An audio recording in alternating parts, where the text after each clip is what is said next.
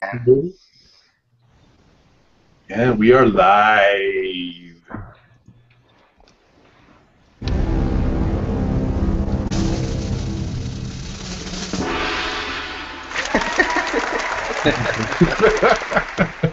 That is my official intro, meaning that the game has started. Yes. Well, sort of. That means pay attention because things are about to happen. All right, guys. Welcome. Session 1. Let me clear chat log there. Session 1 of the new, improved campaign. Well, can't say improved. Still about the same. Rise of the Dragons. I think it'll be improved. Yeah, true. Well, I can't wait for character sheets to come out. Those actually have seen a little bit more and seen the 4th edition one that they're planning on it. It's actually going to be quite cool. So. Oh, Voss, have you been playing with him, Voss, since you're a mentor? Voss not a mentor. Oh, no. Jonathan was the only one that was a mentor with us. I'm just a contributor because I didn't want to go into the API thing. Yeah. That's Jonathan's territory. I want to program everything. I'm like, meh. Yeah. I hate that word. Don't say that word. What, meh? Yes. Biggest worthless word in the world. All right. Now, negative 50 experience points to the group for using meh. And I just gave it back to you. Give you plus 50 experience points because I used that word myself. All right. Let me pull up the screens here. Welcome. That's a good one, guys. No one's answering. Yes. All right, where are we at? There we are. All right, the splat screen. And let's take you over to the new and improved Winter Haven. Okay, a couple of things before we'll start. If you scroll down. Whoa, Winter Haven got bigger. Winter Haven did get bigger. Oh, wow. Oh, dang. It is It's bigger. not a little village anymore. It is kind of the same, but still, it's still the same Winter Haven. It's just now different size. Looks better. Pratt. Pratt's been going around having babies. Guys, this is the ghetto, I'm pretty sure, right over here. Yeah. Now, another thing, guys, that I'll be periodically doing, actually doing a lot, is I will be pinging the map to center the map like this, just for the YouTube feed, so that we can see everything that's going on the archive, so we know what happened in certain situations. So when I do that, prior to doing that, I'll be like, okay, hold on a second, let me center, and that way you'll be able to know. Because if you start moving your token when I'm pinging the feed like that, your token's going to jump way far. So just give me a second before you take your turn and move your token. How do you do that anyway? You hold shift or something? Hold shift and ping. Only the GM can do it. Yeah, Oh, only okay. the GM can do it. But I hold shift and I'll ping. It'll center the map. It'll center it to Okay. wherever I ping it to. So Winter Haven is here. Now, you'll see you've got a little outline on there. I found this nice little handy-dandy updated one. And I got my notes on here, so don't worry about that. They did That's some something just for me. expansions. Yep. But everything's still the same. You guys know this city inside and out. You guys have grown up here. So, yeah. If any other questions come up, certain places and things like that, we'll kind of ad-lib it as you guys know where things are at and the name of people and stuff like that. But because yeah, Winter Haven is your village, even though you guys are adventurers that adventure out and around Winter Haven. Winter Haven is your main home. So, for instance, if you follow my little pinger here, down down in the area 9 here is the tenements area, basically apartments and homes and everything. The homes that outline the outside of the wall are going to be your larger apartment sections. That's probably where Roland will be from. When he sneezed and burnt down the apartments. Where is Spoonie from? That's what we need to know.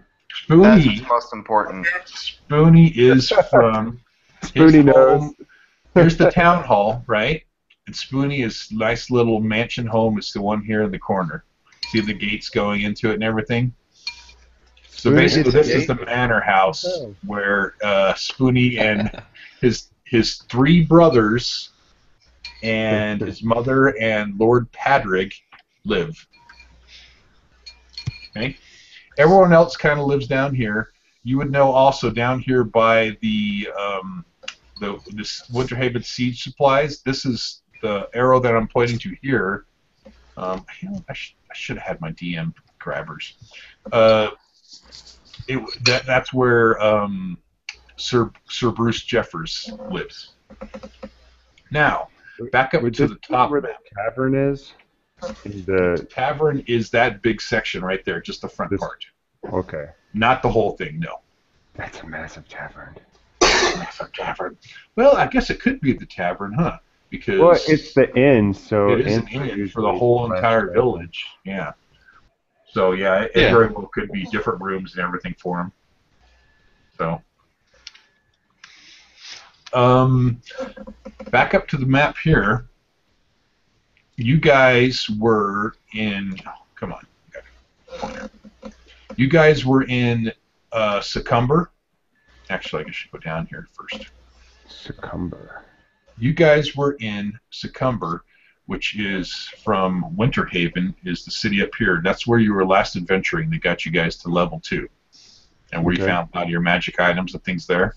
So basically, around that area there is where you were traveling from. Well, that's where you were at when you received a message from your good friend, the captain of the Winterhaven City Guard or Village Guard, informing you that you needed to return with all haste back to Winterhaven because there were some unpleasant things that were happening around Winterhaven, and he needed your help specifically. And what was his name again?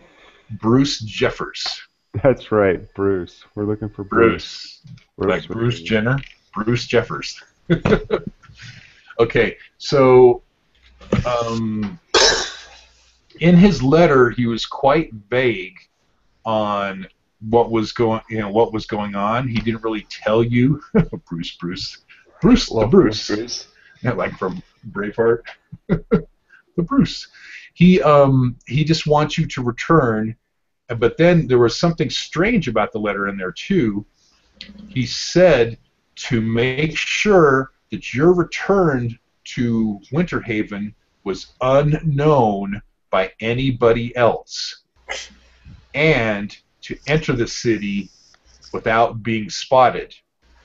So, okay, there poses a problem. You guys are known by the people in Winterhaven. You grew up there, but he's asking you to make your return unknown to people coming into when you come into the city of Winterhaven, and then to meet him at his home tonight, directly right away. Okay. Okay, so where that green flag is on the Nenturi Vale map is where you guys are currently located at. Now I'm going to give you something a little more to feast upon. So we're going to make a stealth check to get into the city? Yeah. In that case, There's Bruce. oh my God! Did he turn into Superman? That's not Superman. There's your buddy Bruce. Now, MJ, real quick, can we have a handout that can be viewed by all of us and edited by all of us, and just name it notes? Because I don't know what I did Why? with my notes. To take notes. Oh, to take. Oh, you mean a handout? Yeah, like a handout. Like you make a handout, make it editable and viewable Oh, by everyone, and we could just collectively put our notes in there. sure. Why not? Because That's a I good don't idea. have a pen anywhere, and I don't want to go look for one. No, lazy. I know. It would ruin the immersion of the game. Okay. That's a good attempt at an excuse of your laziness. Well, in case you haven't noticed on the camcorder there, I'm kind of laying down. I can know. I can sympathize with that laziness. I don't feel like getting up myself. Mark, you are in the posture of our old. We had a player that was in Portugal. His name Yeah. was Pedro, and you're in the posture of Pedro right now. Except Yeah, I'm in combat right now. And so Don't, Bob. to complete the Pedro look, though, you need the air guitar stuff behind you. What's that game where you pretend to play Oh guitar? yeah. Rock Hero, I think it is. Guitar Hero? Yeah, there it is. Okay, let me get these notes up real quick for you guys. All right, Aileron, there's your notes. Voth is making me do all this work. No, you could just make it where we can all have a communal one. Just put all players, all players. You want to do that? All players? Yeah, that way Yeah. we can share notes. Okay. this way we can I'm access sure- each other. I'm sure only like 1 or 2 people are actually going to type in it, and I'm probably not going to be one of them. I'll see what I can do. I'm keeping notes. All right. Because I know Notes there now? was several times. No. Oh And yeah, I player will notes. update- Yeah, I I see will it. update some other notes. Just put a in the picture with future. it. Put a book. Put a book. Yeah, just put Bruce Jenner as our buddy. Bruce, your buddy. That's all I can think of is Bruce Jenner. Bruce Jenner. Stay Hey, however you memorize it, it's all good.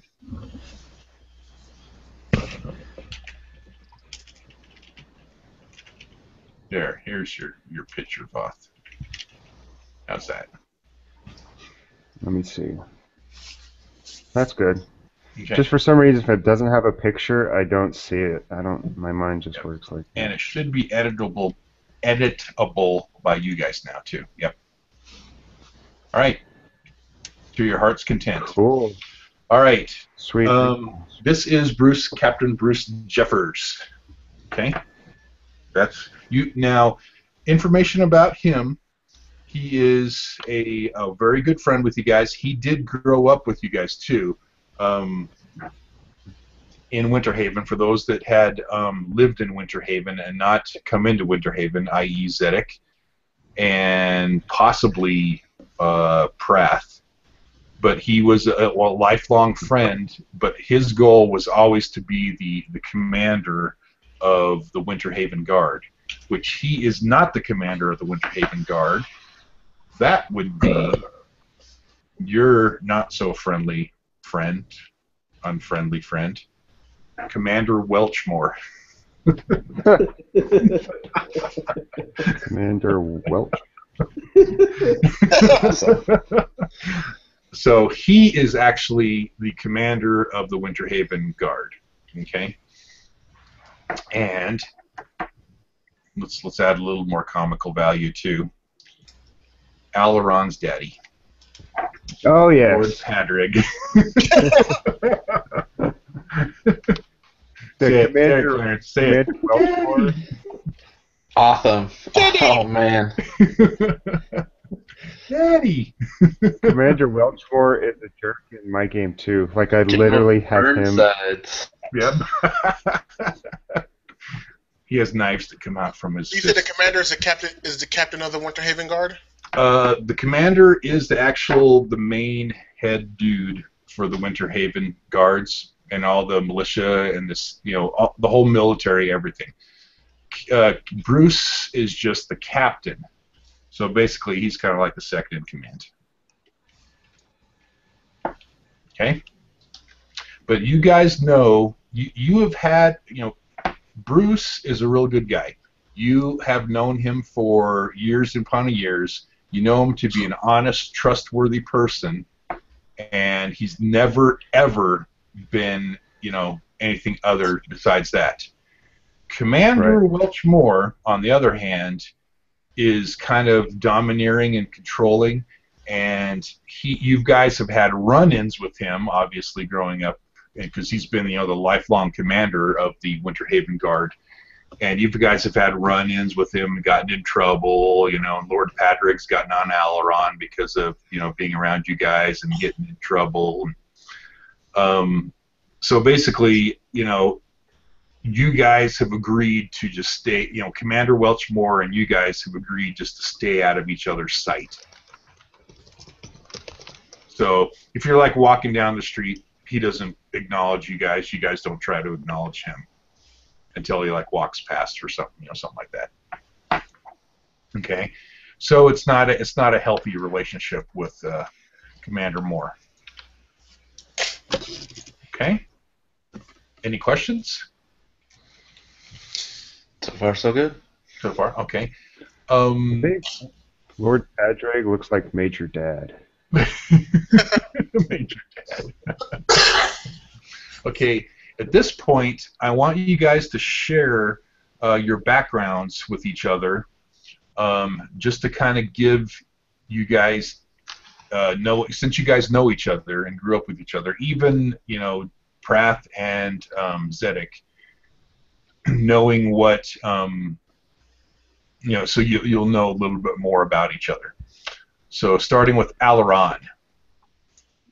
Me? Yes, please share a little bit of your background.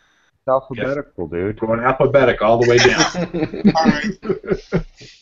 Growing up, Alaron knew he was a bit different. He didn't know why, but he could sense the feelings of those around him. As he got older, he began to get some semblance of control over this ability. It wasn't until he got frustrated with his studies that his power awakened. He could better grasp what was going on around him. The inkling of fear that seemed to permeate everything in the town. He couldn't explain what it was, but he knew something was off.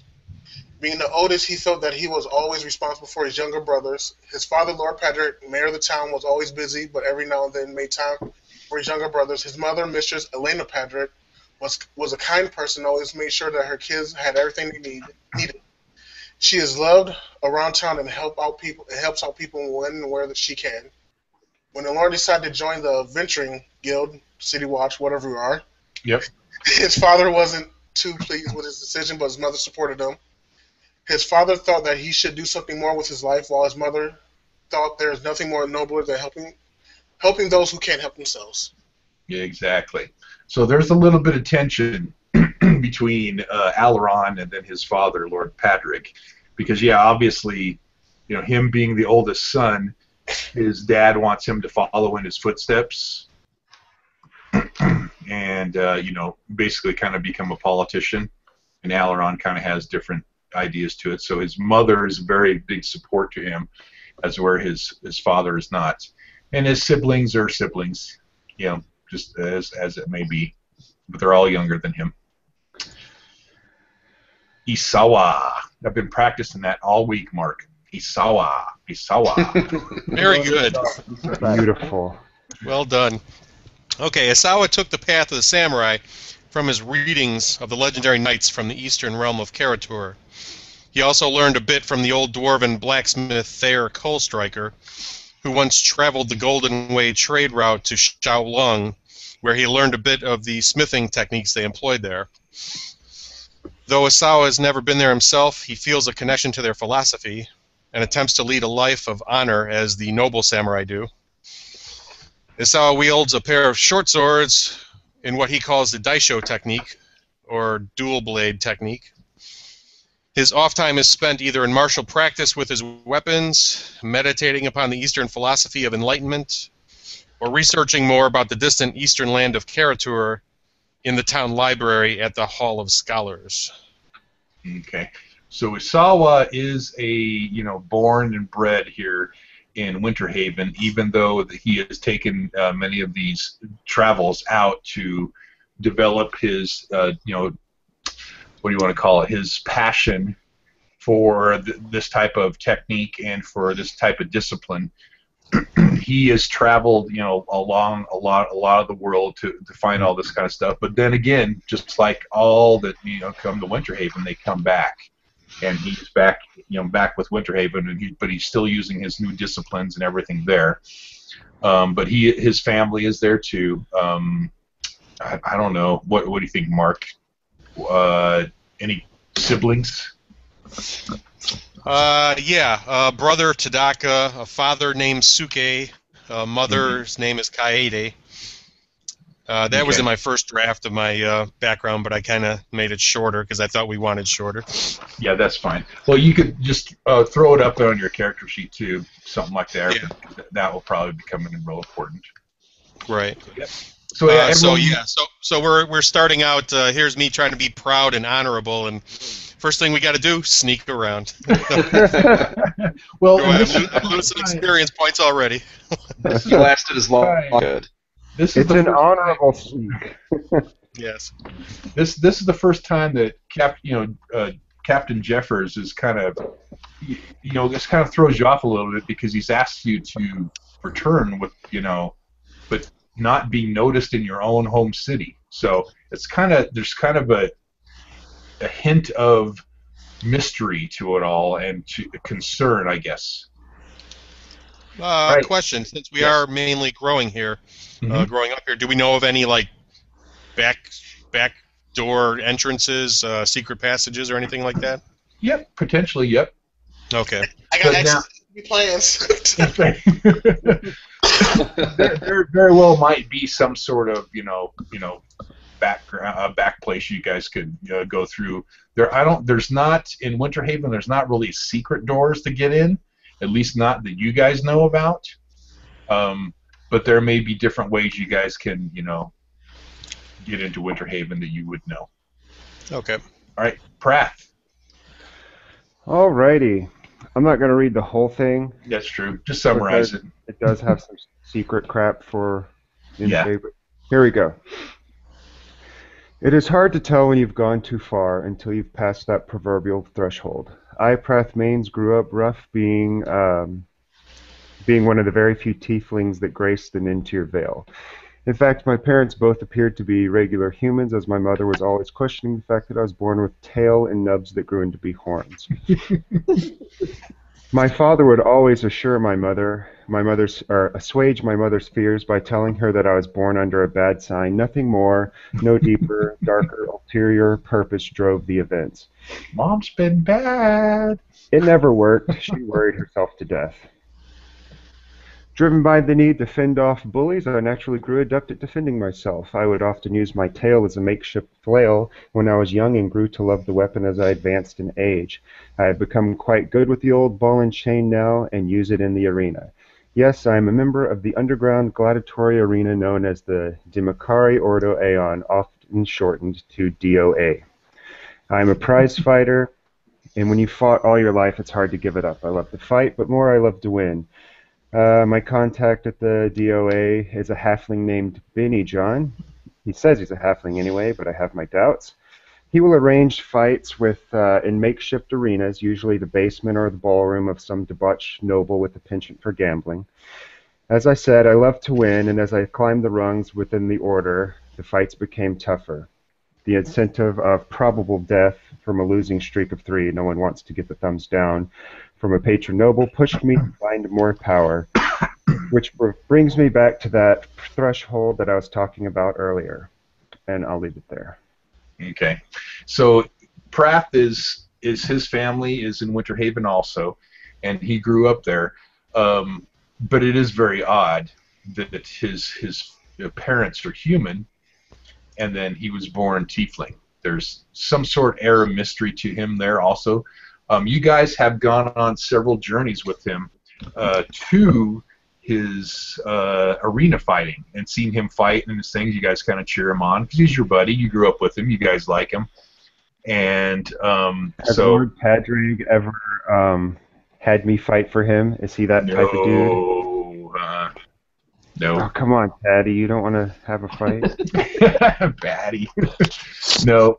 And that's where a lot of the disdain from Lord Padrig about Alaron hanging around with these guys kind of comes from Prath. Prath being this, demon kind, this tiefling demon kind, and he goes running off fighting Who in participates in an underground arena. Exactly, exactly, and that's known to Lord Padrick, and same with Commander Moore. So a lot of his disdain for having Aileron hang around with you guys is because of Prath. All right, Roland. All right. I had originally written mine as like I was growing up in a village right near Winter Haven. Okay, that's fine. But I can change it to growing up in Winter Haven. I really don't mind. Yeah, no, it's fine. You can actually, because in Winter Haven there is people who settle out and around in the forest areas and everything, and even in the plains and stuff like that. So there are. I'd be close enough that I would know all these guys still. Exactly. So that's fine. You can have it to where your family has a farmhouse or something, a very poor farmhouse outside the city gates of Winter Haven or something. So Had to be on before streetlights come on. Cool. Yeah, that's right. Yeah.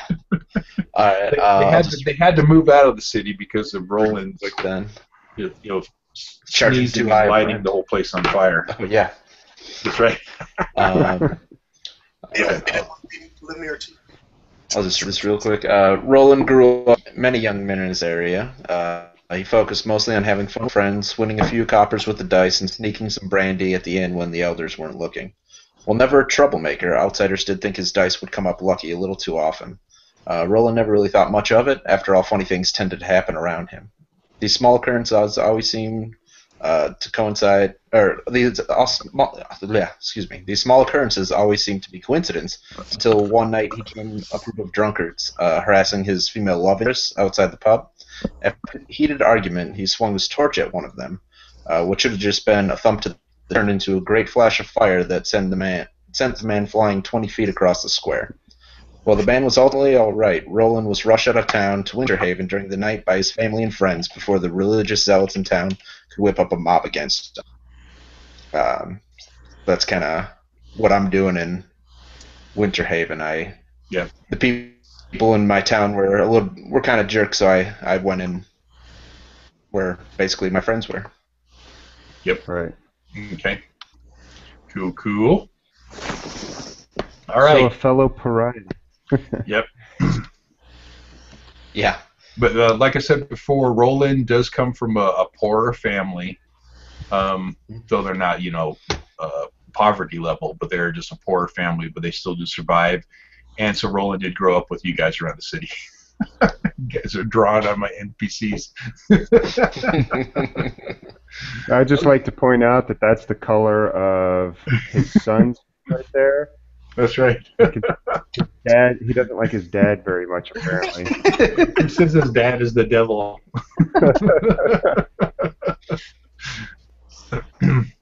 All right. And last but not least, the diva, Zedek. All right. So you guys are pretty familiar with how divas are when they die. They basically get reborn again.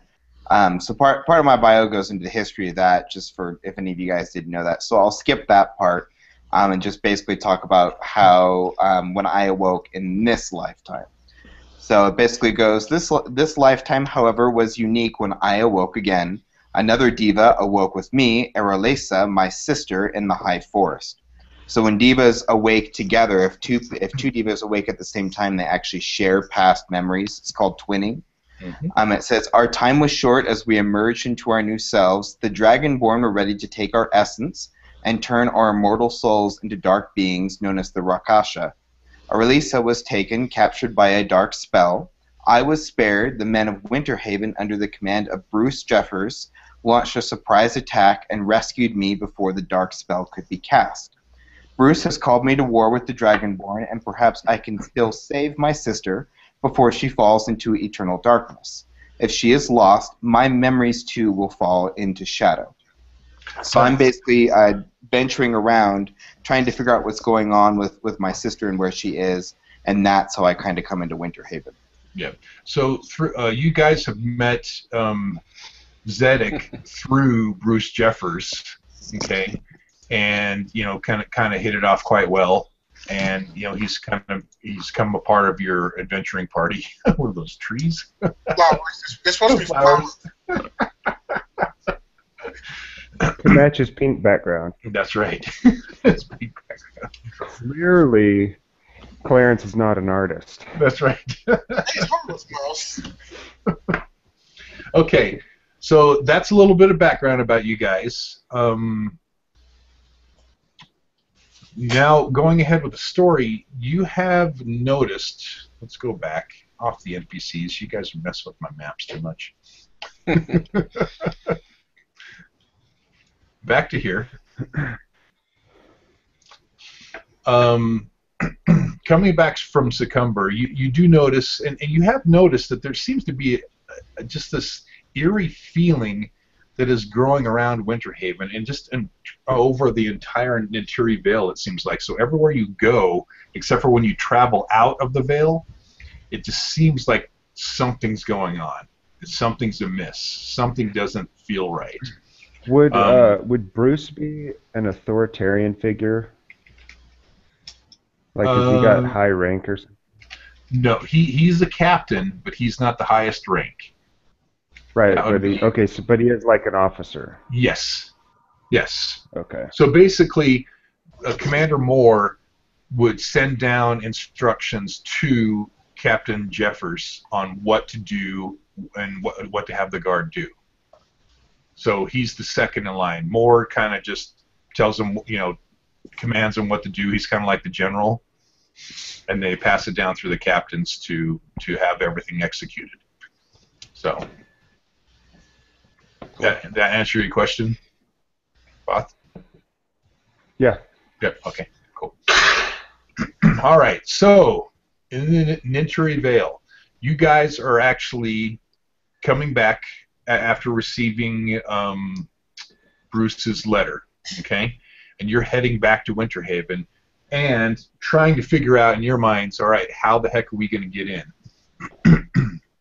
Back down to Winterhaven, well, you're traveling, and it's getting kind of late, and it's getting to be about say 6:30 at night, and you're trying to think of ways to best enter into Winterhaven. That the front gate, there will be guards there, okay? Where's the front gate? The front gate is number 1 Okay. on the east side. Okay, that's the main gate. There is no other gate around the whole of Winterhaven to get into, so the main gate is your only way to go in there. If you decide you want to try to go in the main gate and not be detected, the guards in Winterhaven know you. You know some of the guards too, unless there's been a new guard added. But usually the new guards are other guys that have grown up with you, so you would still know them all. So you will get recognized if you try to go in through the front gate, because if you like pull your cloaks over the top of your heads or something, the guards are going to be smart enough to say, hey, and take a look at you. Spoonie, where's your dad's mistress door?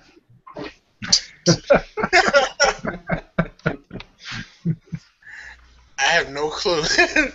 The guards know me? Here's that side of the wall. Yeah. I'm serious. All lords have a mistress door. Let's go look for it. You can.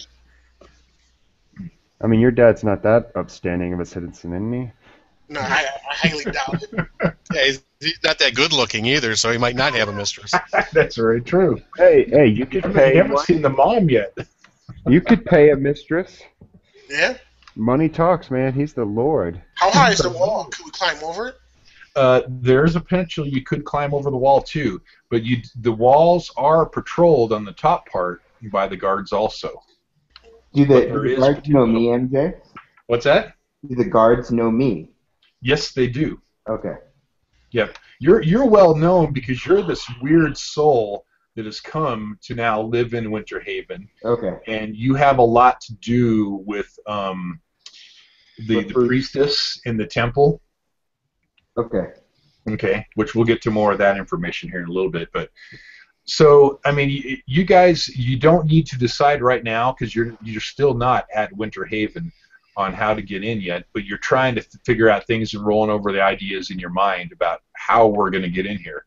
So, go ahead. so you could try to jump the walls at a certain point, but you know that's going to require a lot of stealth, and which I a don't have. lot of you guys are not very stealthy. No. How thorough are the guards at the gate? Okay, Let me preface it with, if we were to climb into the back of a cart, would they check it under all the cloth? Possibly, depending on which guards were there. Now, at the time that you're coming into into Winter Haven, so you are at it's about 6:30 right now, and you're still about an hour out, so about 3 miles out from Winter Haven. Mm-hmm. Okay, so you'd be arriving at Winter Haven at about 7:30, 7:35, a little around there, 7:45-ish, depending on how you wanted to handle guards. What's that? Would we know the guards that would be on duty at that point? You would know the guards that would be on duty at that point. Like, it's now, a pretty set rotation? Right. You would know that the rotation would be a little... The tougher, more thorough guards don't come on until later on in the night. So we're going to be going on during tough guard time? You're going to be going on through... You're right kind of in between the tough guards... So the guards that are there are not going to be as tough or trying to check things as much as the guards that will be there later on tonight. We can either set fire to something in front of the gate as a distraction, or we could hire some girls to distract them. How you gonna hire girls? What exactly did Bruce tell us? I know he said, don't. Does he want us to not be detected at all, or does he just want us to not make like a big show? No. He wants you, from his letter that he sent to you guys, he does not want you to be detected at all. Okay. Meaning he would prefer it if you could just, teleport into his office would be great.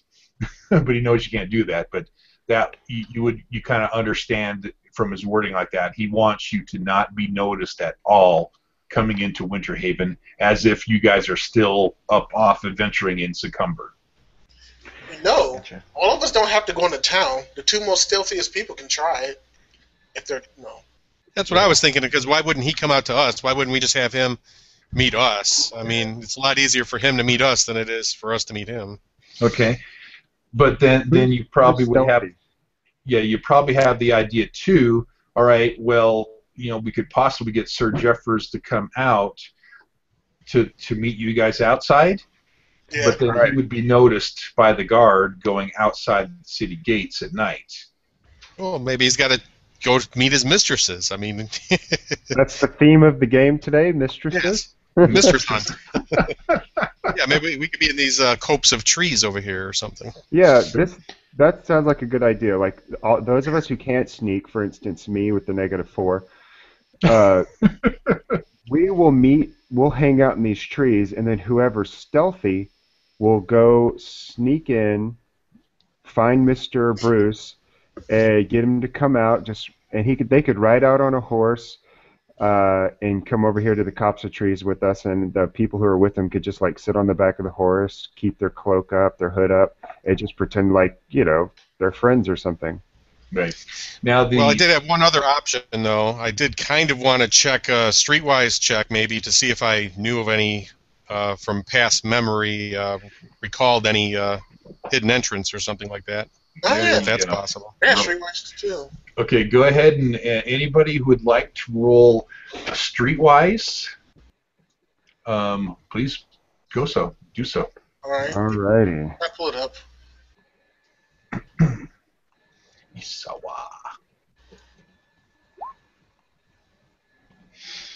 We're not going to get like a penalty to the group if we roll a bad streetwise, are we? No.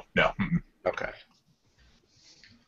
It just if you're rolling a streetwise, you're kind of searching your memory about it. If you don't have to roll streetwise, then don't worry about it. Do I get a bonus from the mayor's son? That's right. A +3 for being the mayor's son.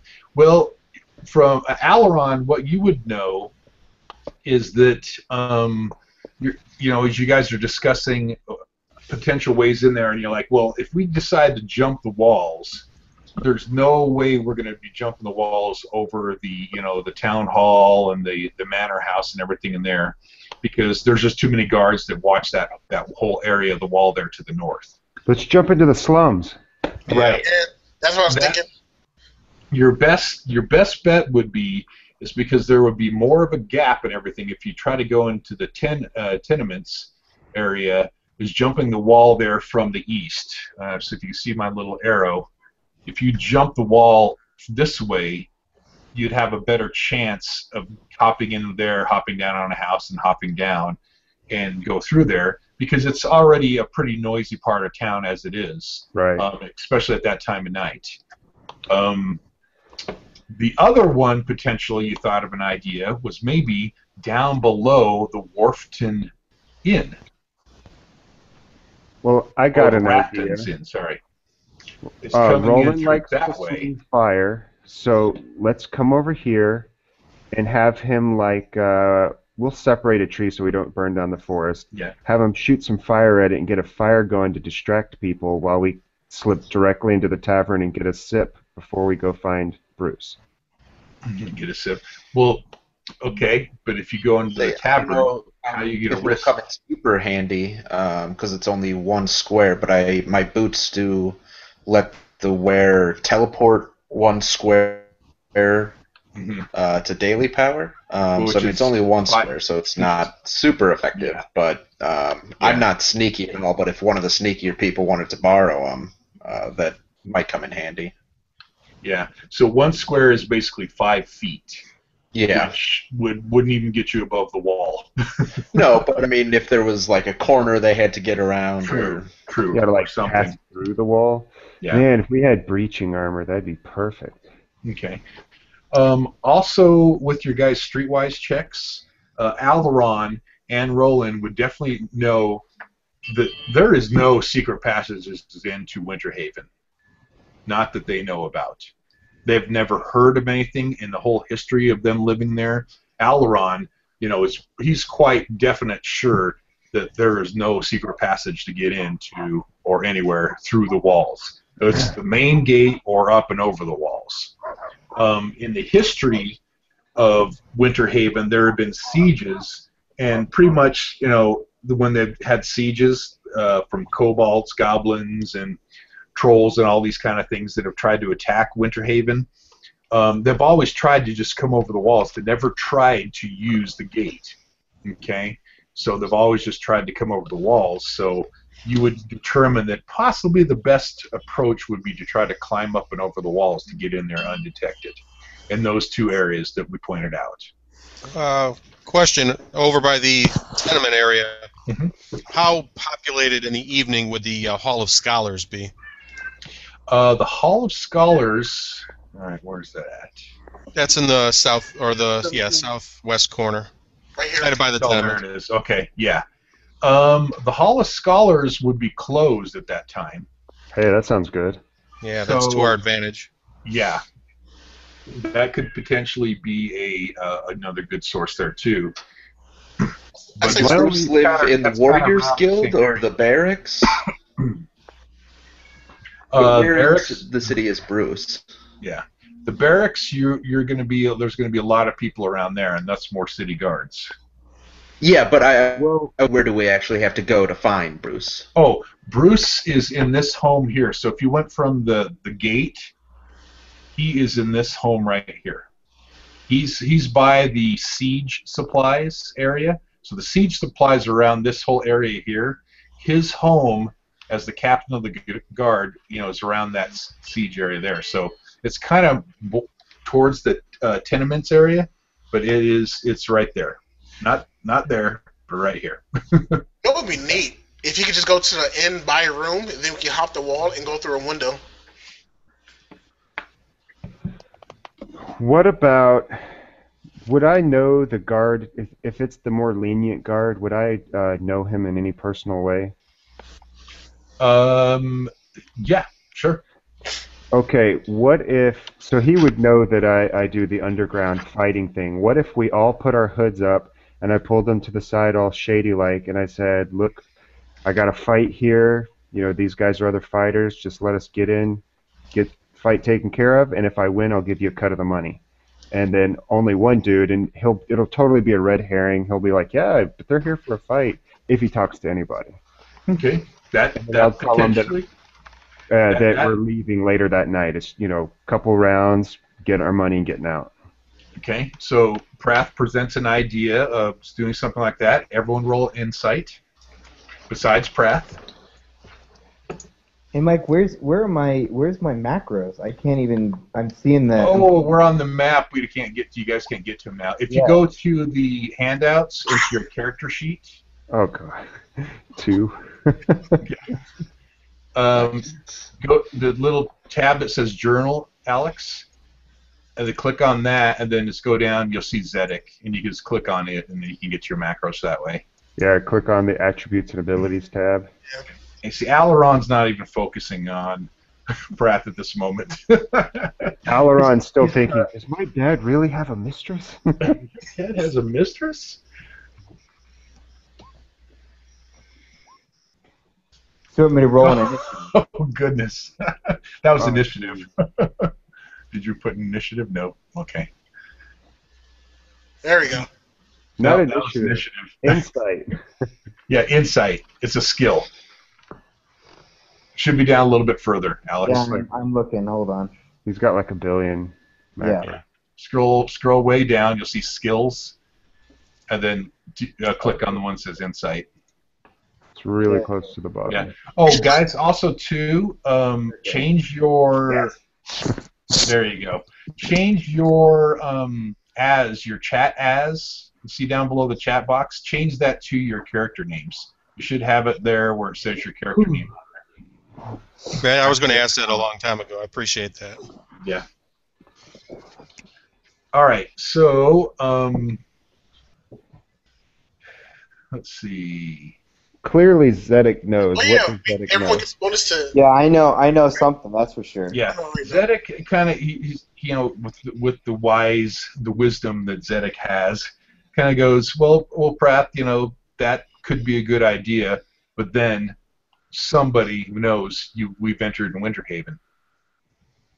There's one person who will know that at least Prath returned to Winterhaven.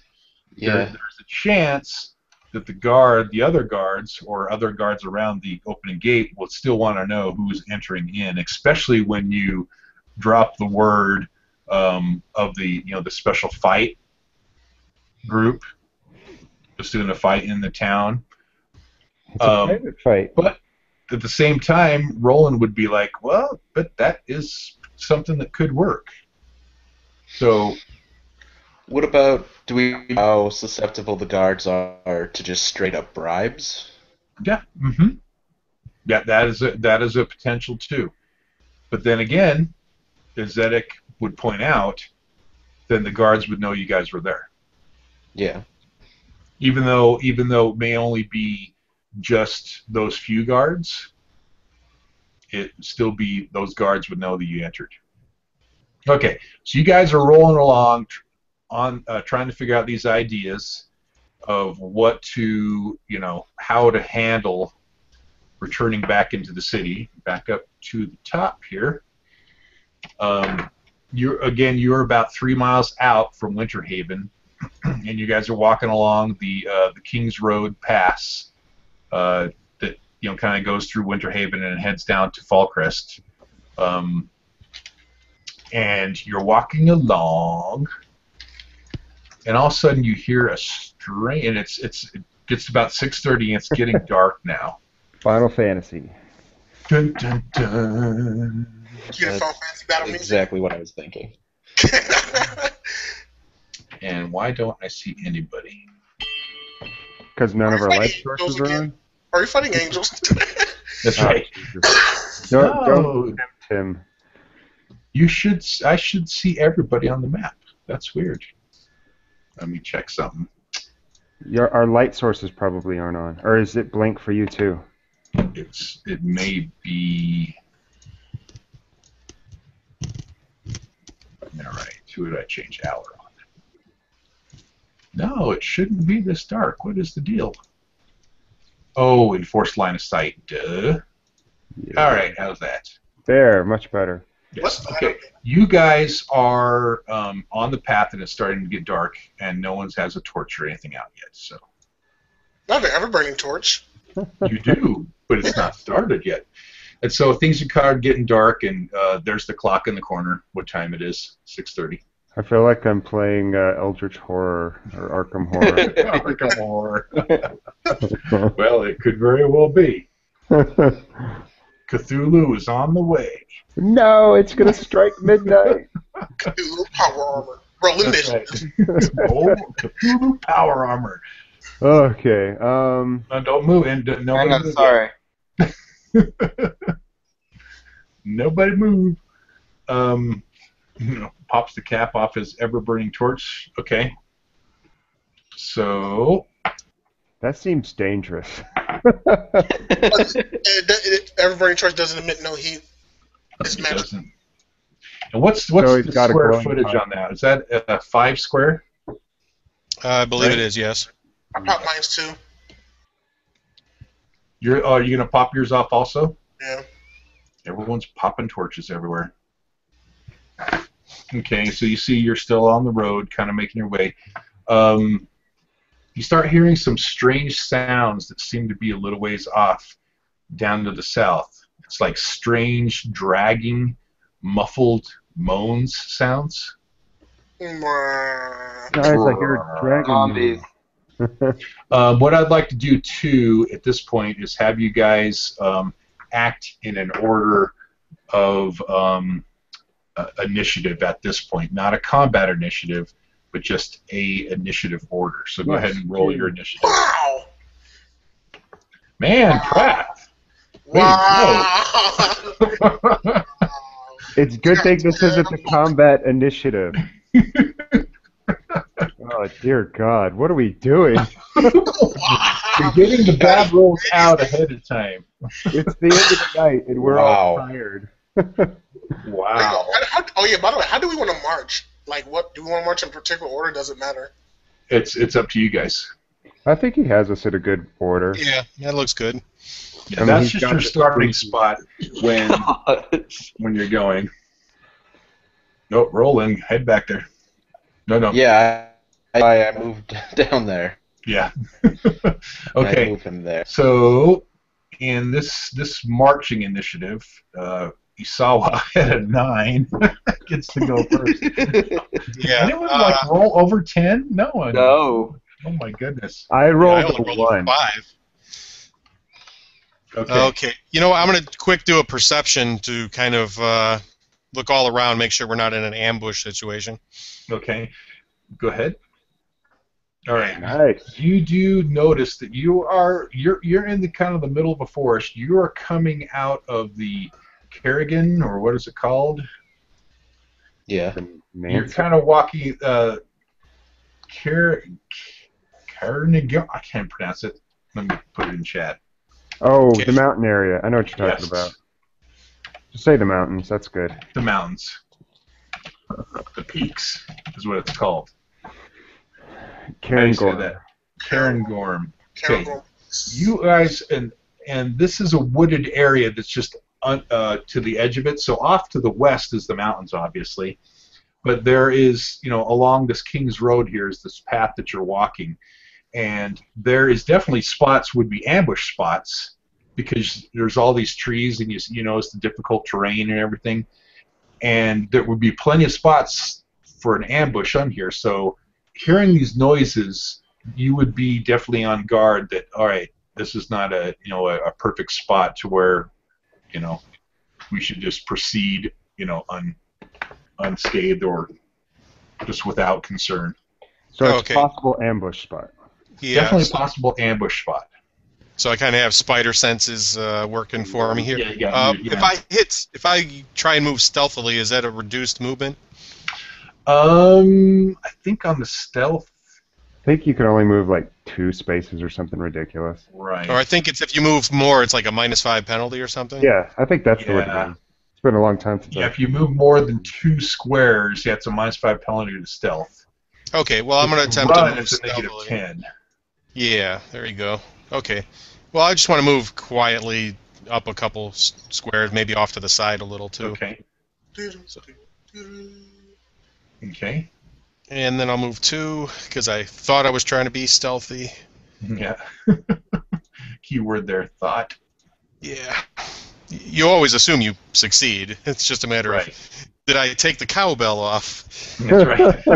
Yeah. You know, as you kind of moving forward a little bit, you'll hear your swords actually clank on each other. He forgot to oil his leathers. He's like That's right. sounds like a dominatrix trying to sneak. Or your samurai shoes kind of clip off a rock or something. Okay. You do still have another move action if you'd like to do that. Yeah, do I have to make another stealth, or do I just keep... If you want to move stealthily, yes. Yeah, okay. Because it'd be part of another move action. Ah. Yeah. Okay, go ahead and move your next 2 squares. And that was Yeah, one. I see that's hindrance train. difficult. Yeah. Yeah. Well, I was going to stay along it, I guess. Pretty much Okay. is.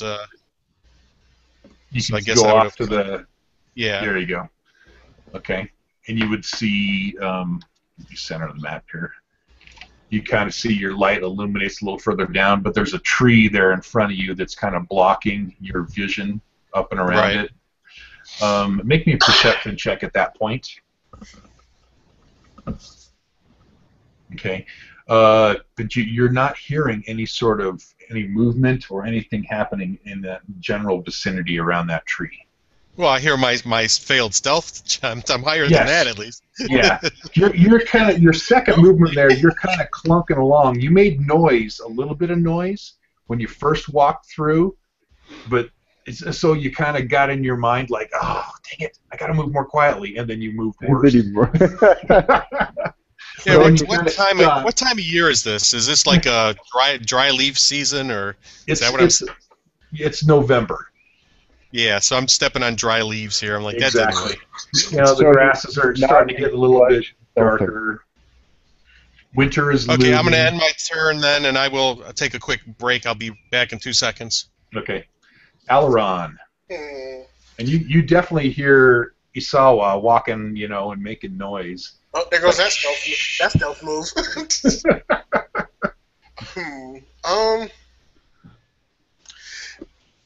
Does my character feel anything? Like any emotions coming from the dragons or whatever sounds? You definitely feel that there is a gloom, just like I said before. It seems to be getting heavier and thicker as you're moving down towards Winterhaven. What about from It actually is a physical gloom that you are feeling as you're moving closer. It just seems to be like a weight on your shoulders that's getting heavier, and then it just has this strange metallic,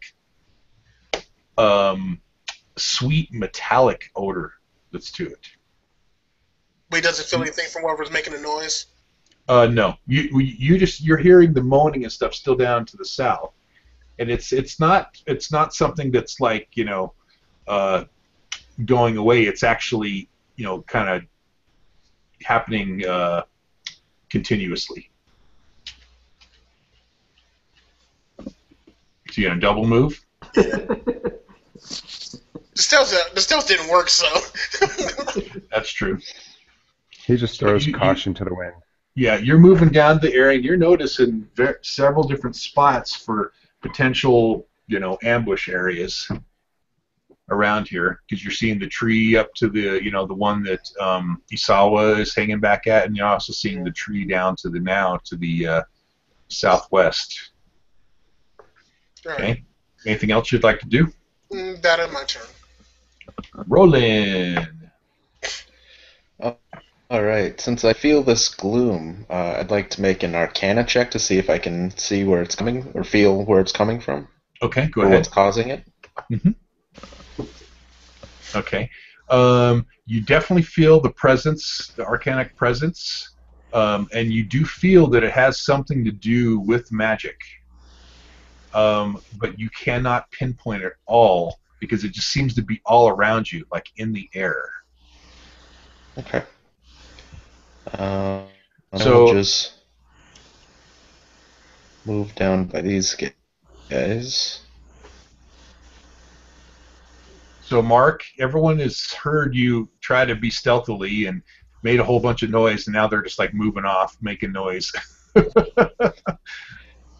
I'm not very good at sneaking. He's like, I don't sneak, I burn things. Exactly. All right. My Roll20's lagging.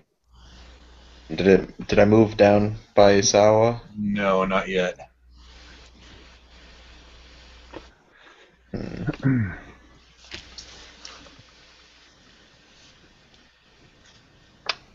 Oh, check to see if you're. Oh, there. Yeah, see if you're on the Yeah.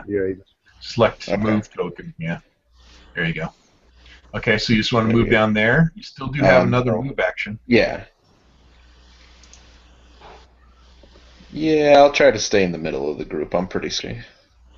Okay. And these guys have the torches anyways, so. Your Arcana yeah, check is going to take up your minor too. So. Yeah. Yeah, I think Okay. that'll probably be it for me. Okay. Zedek. All right. I also want to do a perception check Okay. just to see if there's anything else I can see or know from my wisdom. Okay. From your wisdom. Yeah, you're feeling like this. This gloom. There's some sort of like a nightmarish feel to it. But from perception around you, you're just kind of feeling the same thing that everyone else has kind of whispered about and seen, that it's a good ambush area, but you're not perceiving any sort of movement in and around the area that you're at. Okay. So let me set on the map real quick. Get to you, and you're seeing down where the light is illuminating, or they're illuminating with their torches. But you're not seeing any sort of movement in and around those trees that you guys are presently at, or the trees down by where Isawa and Alaron have moved to. Okay. Then I'm just gonna move then down. How many spaces do I gotta move, Mike? Your standard movement is 5, and Okay. then if you double move, you could use your standard action to change it to a move action and move another 5. Because I think I'm just gonna move right down here by these, just kind of being in the center of the group again, just to be able to heal, and if I need to do an attack. Okay. And I think that perception check took my minor as well, right? Yeah. Okay, then I think that's all I can do. Well, I don't think the perception took your minor. Let's see. Perception is just it's a free action. Oh, it's a So free action. you'll have a minor if you had something you wanted to use. No, I don't think I want to. I guess I could use. Well, Sun's Glow. No, I think I'll. You guys want me to illuminate the tree with the Sun's Glow right by Isawa to see if there's anything behind them, behind that tree, Or Put it maybe on the my one further to the shield. southwest. or further to the southwest? What's the range on the sunburst? That is a good question. Looks like Sun's Glow, or they Let's see. Melee 1, you have to touch it. Yeah. Put it on a rock and throw it out into the darkness. Yeah. Cool. I place the Sun's Glow on a rock. Pick up a rock. Yep. And then I throw it towards, I guess, just towards one of the far trees. And then a boulder drops on Alaron. Holy crap! You are so strong. A boulder drops from the sky as a plane flies over and crushes Alaron. We already had that last game. That's right. All right. Here's your boulder. Secretly the Hulk. And where would you like to throw Still, it? that's like throwing a bolt. Let's throw it down by the tree on the far tree by Alaron. Not the one closest to me, MJ, but the one down Okay. the other tree. Make me a ranged basic attack. All right. You want me to hit the click on a token on the screen? Click on the rock. Or you can click on yourself too. Ranged basic. Oh, let me put a name on it. Hold on a second. 1 second. Yeah, 'cause I can't. There you go. Okay. So yeah, you'll easily get it down there. Use your pointer arrow. Show me where you want, or your clicker to show me where you want to put the rock at. Okay, hold on.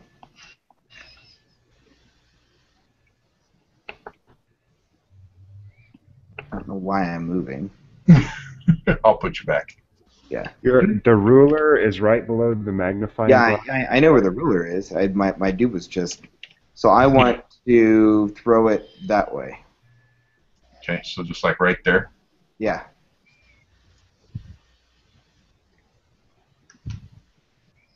So we'll give you this. It kind of hits right in the center of the tree area. And illuminate like that. I'm going to give it a yellow hue so you can see it a little bit better.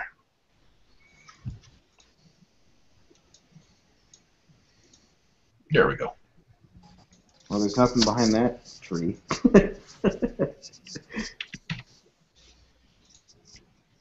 Not too far.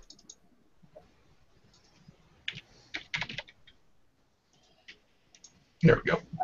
There's your rock. Yeah, let's let everyone see it.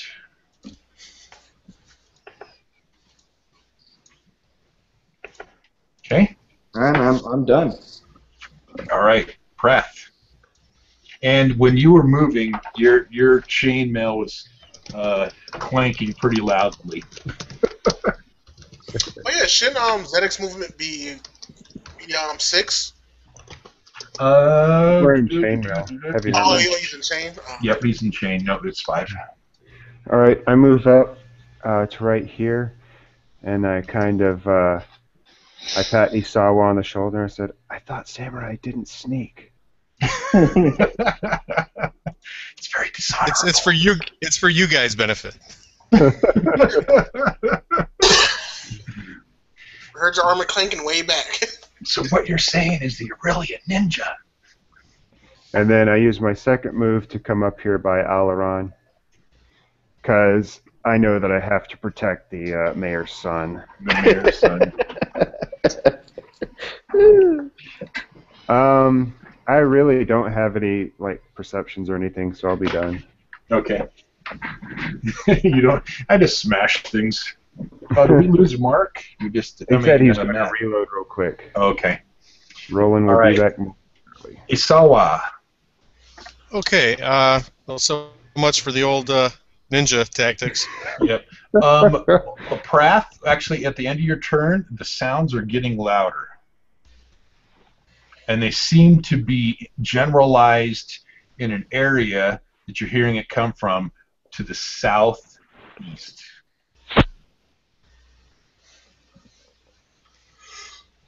Can Isawa go throw that rock? Yeah, that's what I was planning on doing. Throw it something. Yeah, throw my rock. 1, 2, 3, 4, 5, 6, or 5 there. Yeah, it's right there. Yeah, 1, 2, 3, 4, 5, 6. 6 movement there. You can pick up with a minor. Hold on a second. I was using the cursors. I wasn't using my mouse, so it looked like I was making over and down. I was actually going at an angle, so I kind of was like 5. Oh, 1, 2, 3, 4. Yeah, that's 5. Okay. So sorry about that. No problem. Again, lazy. I didn't feel like getting my mouse over there. It's like a foot and a half away. You know, I mean, it's only 10 o'clock here still. So yeah, I wanted to reach the stone and throw it to the southeast. So you're going to need to use your second part of your move action to get into the tree area there because of the difficult terrain, and get to the rock, and then throw it in because it's still a ways away from you. Okay. Is it? Let's see. Is it the gold dot right there? Yeah. Yeah. Right over here. Okay, wrong button. Yeah, 1, 2. I'll pick it up. Okay. Can I still continue moving as part of the move? Absolutely, absolutely. Okay, so that's 1, 2. I kind of like being right here, though. 3, 4. You move, then throw it. Yeah. Charge. I think from here I'll just throw it to the... Okay. What's the range? I think your range is what, 10 squares or 5 squares? Yeah, Kind we'll of just like make throwing a dagger. we'll make it a short range. Okay, you want to throw it over there? Yeah. Okay.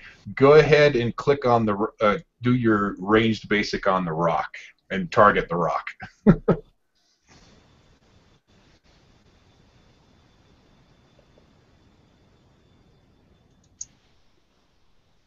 Okay. It falls a little bit short of its mark. Sounds good. Yeah, roll me a d8 if you would, please.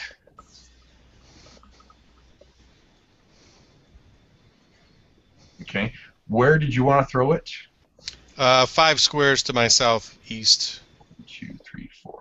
Okay, so 5, 1, 2, 3, 4, 5. Down to Yep. there. Okay. So it's going to hit 1 square short, and it's going to go 2, 3, 4, 5, 6. It's going to fall right here. Throw like a girl. I meant, Like a girl. well, that's one thing. I mean, yeah, traditional samurais use the bow, but I am so not into ranged attacks. So That's true. So you kind of illuminate down a little bit further on the road. You're hearing the noises get a little bit louder too of the moaning, and there's some sort of like a what do you want to call it? It's like a juicy noise to it too. oh joy. Well, just in case, I'm going to stealth to try and hide where I'm at. It sounds like some sort of beast feasting upon its prey or something like that. So it's not like an outhouse noise. No, Like not like a when- dropping noise. Well, All just in this case crap, and we're sneaking up on somebody's outhouse. Yeah, some poor You're guy's in the moaning house as and he's juice. moaning.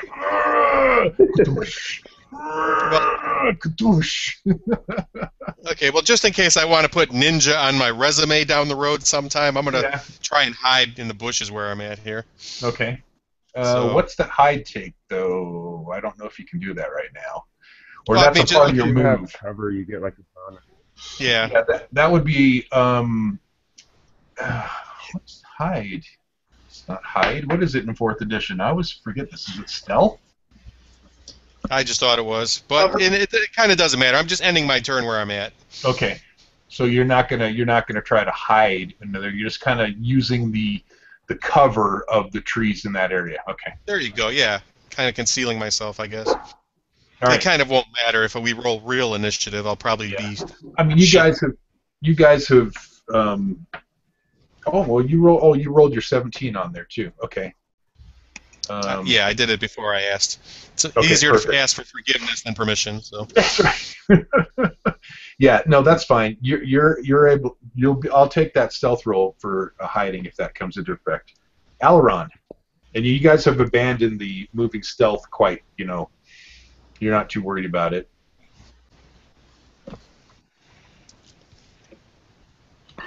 Okay, you're moving around the trees.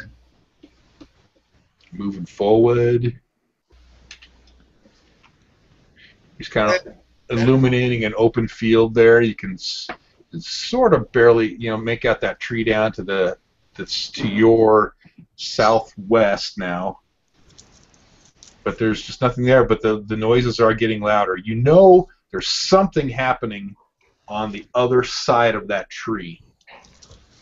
All right. It's to Alaron's southwest.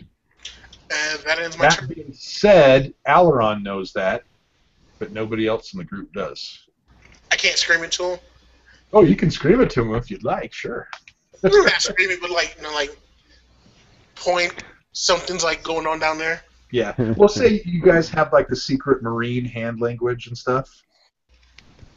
So you can relay commands back to each other, using some sort of sign language thing. speed dial me on my cell phone, please. That's right. Or leave me Salwa's a cell phone fax. goes off and all hell breaks loose.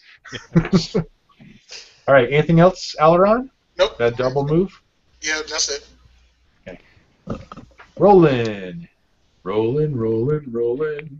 All right. Them doggies rolling. You guys are kind of in the dark and the shadows of the light of Isawa.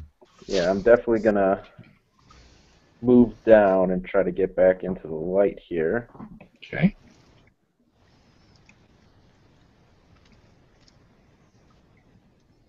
And you can see that rock there in front of you, too. Yeah. I'm going to come up here, and since I rolled so crappily on my Arcana before, I'm going to try it again to see if any of the I know anything better now. Not really. Yep. Same feeling. Same feeling. Mixed within that, too, though, from your Arcana check, you're feeling a sense of necrotic energy coming off. Okay.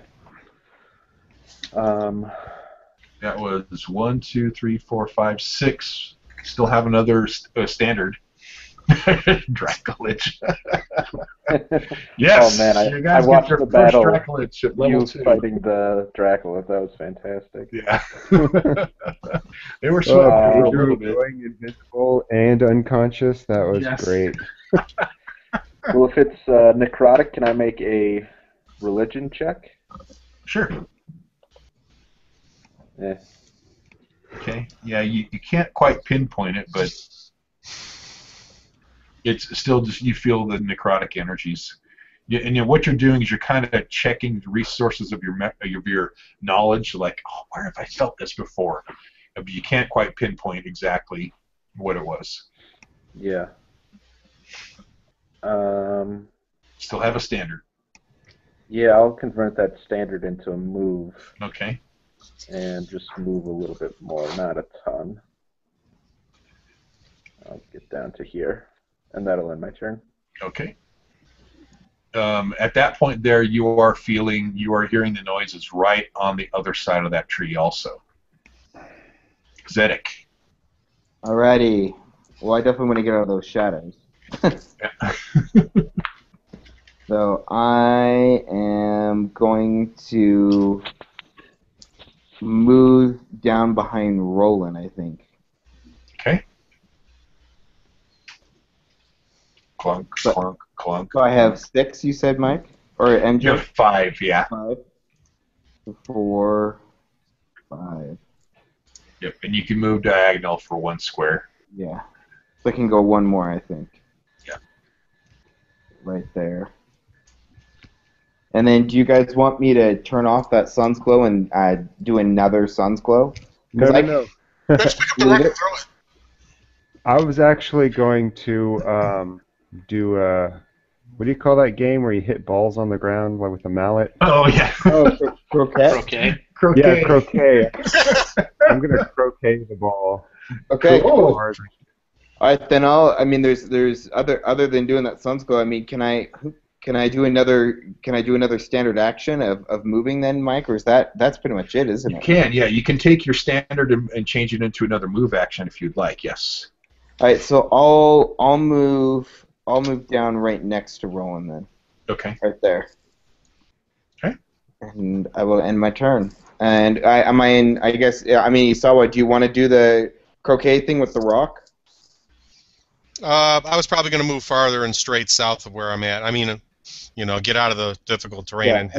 Am I in range of that rock, Mike? Yeah, you could pick up the rock there if you wanted to. Because I guess, if you guys want, I can pick up the rock, but I can't. Can I do a ranged attack now, Mike, or MJ? Am I still? Well, it would use, yeah. As your minor, I'd let you pick it up and then throw it, just like we did. Sawa did. Okay, so I can throw it back over by that tree if you guys want. See what's over there. But do you want me to leave it? Yeah. So Zedek is kind of signaling back to Prath. He's like, hey, should I just pick this up and throw it? We were hearing. I would, if you're gonna throw it like to this square. Exactly. That's exactly what I was planning on doing. Okay. All right. If you want to throw it, that's great. Okay, I'm gonna throw this rock. Okay. Target the rock. Stay right there and then target the rock. Yes, I'm trying to. Come on. Well, there, 22 versus reflex. I'd say that's Oh, you threw it perfectly. So point to where you want to throw it, just 5 squares down. Nothing but net. Right there. Well, That's actually, good. that's the measure off of your. Oh, your sorry. So token. it's gonna be right there then. So 5 squares to there. Yep. Okay. All right. So he hurdles the rock down there. Perfectly, I might add. Thank you. Thank And you. My illuminates. game was, That's right. right on. And Alaron can see around the trees that there seems to be some sort of villager who's bent down over. It looks to be like a small child, and he's having a feast. Okay. At that point, the light will illuminate over the corner, and the guy will kind of turn back around, and only Alaron will see, like, oh crap, that's an undead zombie. And he's having a nice little feast at this point. At this point, we're going to need to roll initiative. Could I do my move real quick to finish out my move, and then we roll initiative? Sure, go ahead. And then we're going to have a surprise round by you guys because it hasn't clued them off quite yet. We might have a surprise round because I'm going to charge the rock and then swing my flail at it and hit it like a croquet ball and try to hit it at the zombie. Okay. Awesome. So I'll scoot you back one. Oh, I got the croquet there. Okay. Go ahead and let it fly. Do a melee basic. 27. Well, this is my melee basic. Okay. 27 versus AC. That definitely hits it. And I croquet the ball, and I want to try to hit the zombie with it. Okay. So you definitely hit the zombie. You hit the ball. Let's do. Yeah, you're gonna hit him. D4 is improvised damage. If you want. That's what I was gonna do. And you will do 2 damage. 2 damage. He clunks him in the back of the head. The light illuminates the area, and you. Everyone else does not know, is not aware. Oh, I call out loudly, "We've got undead!" Yep. Where are you at, ninja? Alaron and Prath will see at this point that these look to be like villagers who live in and around Winterhaven. And they are the zombies are eating upon human remains of some dead people that are laying there, and they look like other villagers too. So they're dressed in garb that look exactly like. Man, you guys got horrible initiative. Yeah. Except for Alaron. Okay, I'm doing my shift. Okay, go ahead. Why didn't it move? Because you're in difficult terrain. Well, I'm shifting out. Hold on, let me get rid of my.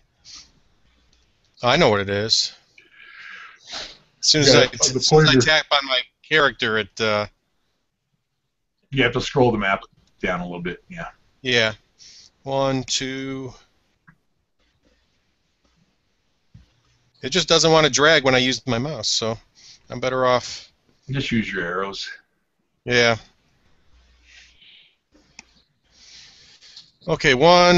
Another angle is 2, 3, 4, and 5 squares is part of my initiative. Okay. So you'll illuminate a little kind of around that tree and see the backside of it. In on this surprise round, on these initiatives, let me put the zombies in here too. You can notice they're nice little numbers. Isawa, Prath, and Alaron will be the only ones that get to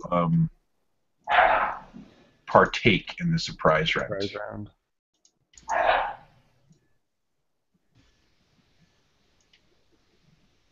And let me line up the order. So first of all, Isawa, go ahead and take yours first. Sure, I will move. Let's see. I count 1, 2, 3, 4, 5, 6 squares to get next to that zombie around the tree there. Yep. And that's okay, one so single action. Well, you can only take one single action for the surprise round. Yep, 6 squares to get there. So charge. Yeah, charge then. I'm Okay. charging. So melee basic +1. Ooh, oops. Choosing the target. 24. 24 with the charge. Yep, that will definitely hit. And I 11. don't know. Do we want to try and subdue like melee or non-lethal combat? Since Zombies? Kill these him. were yeah, well, but they were maybe villagers. the last guy. Yeah. Well, Okay. you can definitely tell that they are no longer alive. They are undead. Yeah. Okay. Well, that's 11 damage. I mean, I don't think you have to do that until the last blow. Yeah. Decide if it's non-lethal or not. So that's it. That's it for my surprise round. Okay. Alaron. Like, I you could, will. discuss the, like, if we want to do lethal damage in character, you know, like, we could be like, should we kill these guys? Yeah. And Alaron would be like, oh, kill him. Kill him, kill I him. would charge. I'm gonna charge this one right here. Okay. The rock provides cover. I'm kidding. Yeah. Oh, sorry, if I charge it to a Bailey. Oh, okay. We'll see how this one goes. Roland and Zedek are in the back like, these guys just love to leave us in the dark all the time. Yeah, dude. Wow. My melee basic is not that good. Oh, okay. So you kind of catch yourself on on one of the weeds as you're coming by on your charge, and it kind of trips you up, and your halberd misses its mark. Prath. All right. I will charge to here, and I will perform a virtuous strike against this guy. 0, and then +5 because I'm pretty sure he's vulnerable, right? Yep. Oh, critical He miss. totally misses. His flail gets caught. One of his flail heads gets So caught. as Alaron's pulling his halberd away, it kind of throws Prath's whole attack off, and he kind of trips himself there. I should make you fall prone, but I'm not. God, Spoonie, what are you doing? He was too busy thinking about his croquet hit there, his croquet game. Yep. He's different than me. Yep. I should stick to hitting the ball. That's right. Yeah, you kind of stubbed your toe or stubbed your flail there, hitting on that rock, and so it kind of messed your whole attack up. All right, Isawa, top of the initiative. We are in combat initiative now. Okay, minor action. I will make this person next to me my quarry. Okay. Do you need me to tap that out, or? Nope. Okay, well, too You late. I can did. anyway. Yeah, that's fine. If you do it, I don't care. Yeah, it's first time. First real combat. So what There the you heck. go. Yep. Hit them all Okay. Let's see. A minor action. I will then attack him with offhand strike. out. Okay. This lady. It's a lady in front of you. Oh boy, it was. a lady. It was. Yeah. Just took out a booby offer, I think, and then I will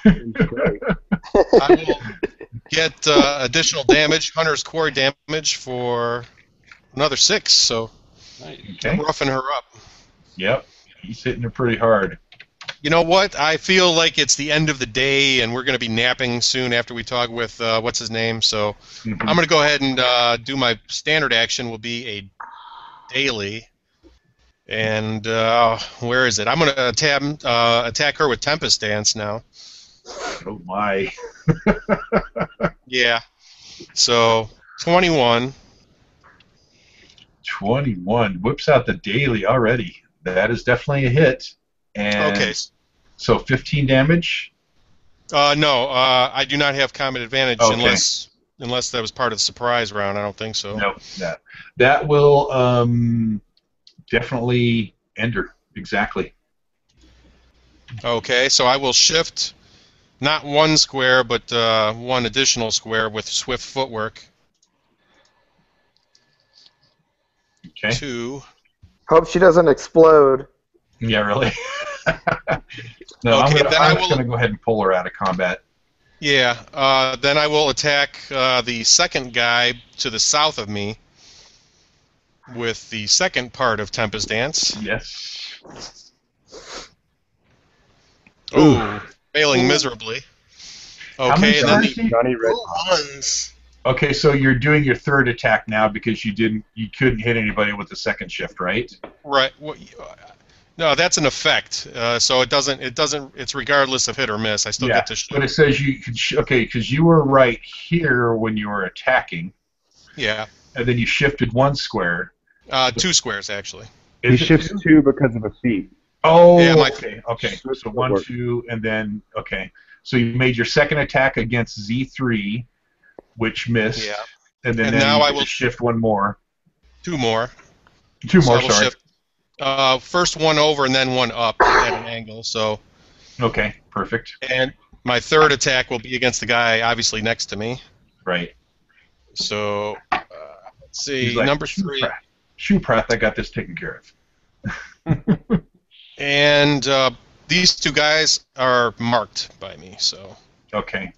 you know what I should have done is I should have came back for combat advantage, but I did not. So 13 damage. Both those guys are marked, and On Z2, 13 max damage. Wow. Smacking them. yeah. Let's see. I still didn't move or you know, I'm gonna shift 1 square, shift down. It's probably gonna be bad because I kind of blurred out that you guys, I see other people here, and because of that, I'm gonna Hello, action zombies. point. Yeah, I'm gonna action point and. Oh, that's right. I forgot to put your action points out. Let's go ahead. I'll put them out here in a second. Okay, let's dual strike. First target will be the guy I just hit. Okay. 25 for another 5. Okay. And the guy that I missed Secondary attack. is 9 29. damage. That hits. Okay. Yeah, guys, I kind of blurred out as a free action. I see a lot more to the south. We want to end these guys quickly. No more dallying around with your croquet ball over there and missing everybody. Let's start hitting people now. And Yeah, getting Roland out. and I are eating a sandwich in the back in the dark. Yeah. He pulls out some gum, some beef. Yeah. Yeah, what are you guys Filling talking out. about? I can't see anything. I can't see it. Okay, I end my turn on that. Aileron. Okay, let me feed out some action points here too for you guys. The only one that isn't now is Sawa.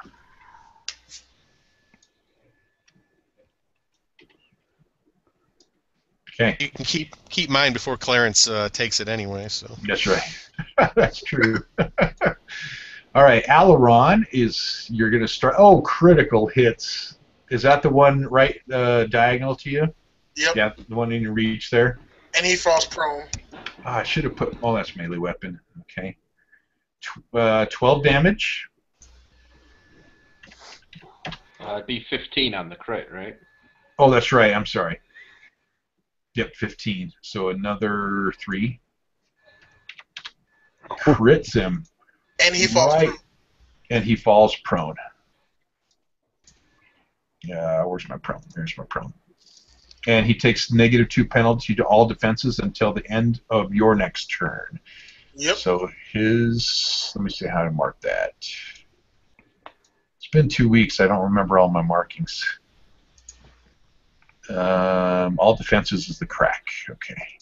So -2 to all defenses. What is that? Okay. So he's sitting there. Okay. Little bit of commentary here. The lady that was eating on her manwich over there kind of turns around as Sawa slices him through and then moves through all these guys with lightning speed, hacking him to pieces, and then Aileron comes through and chops the guy in the back, knocking him down off over the top of the little girl that he is decimating. And Aftershock. that will end my turn. But now, do you have critical damage too? You need to roll for your weapon. Oh, that was the aftershock. It rolled the 1d6. Oh, okay, so there's an extra 2 on there then too. Okay. Yeah, Aileron's almost finished the one off there. Zombie number 2. And yeah, that on my turn. Okay. Zombie number 4.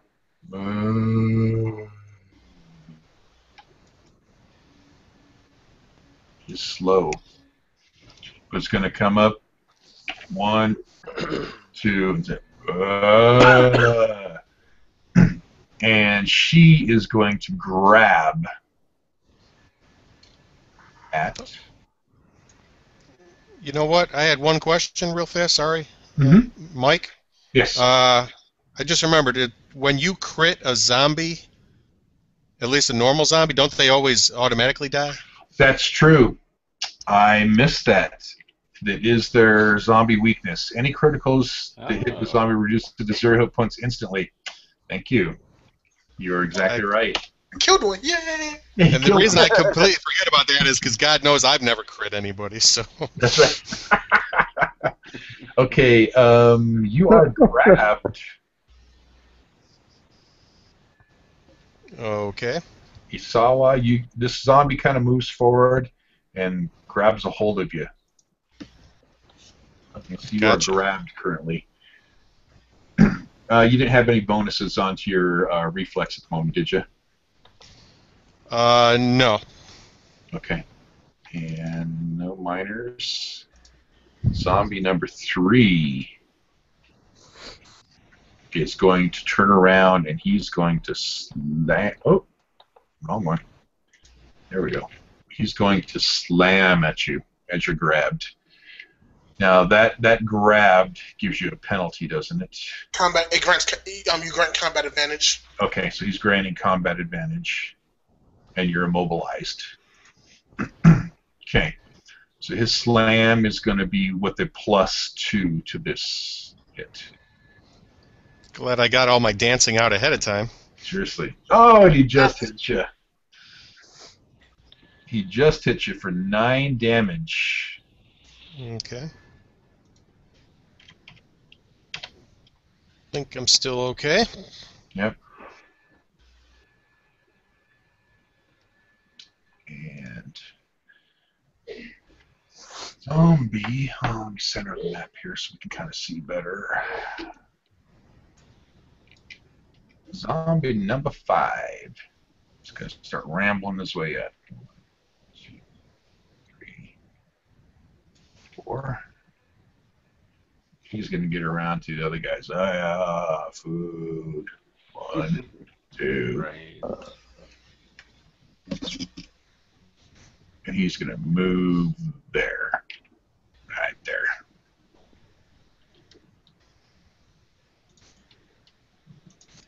Roll in. You hear the fray going on down below you. Yeah. What the hell's going on down there? What are you guys doing? 1, 2, 3, 4, 5, 6. I'm going to come down here. And then I am going to use my elemental bolt. Okay. So I click it and then click the enemy, right? Correct. You should put a crosshair when you go over a token that you want to target.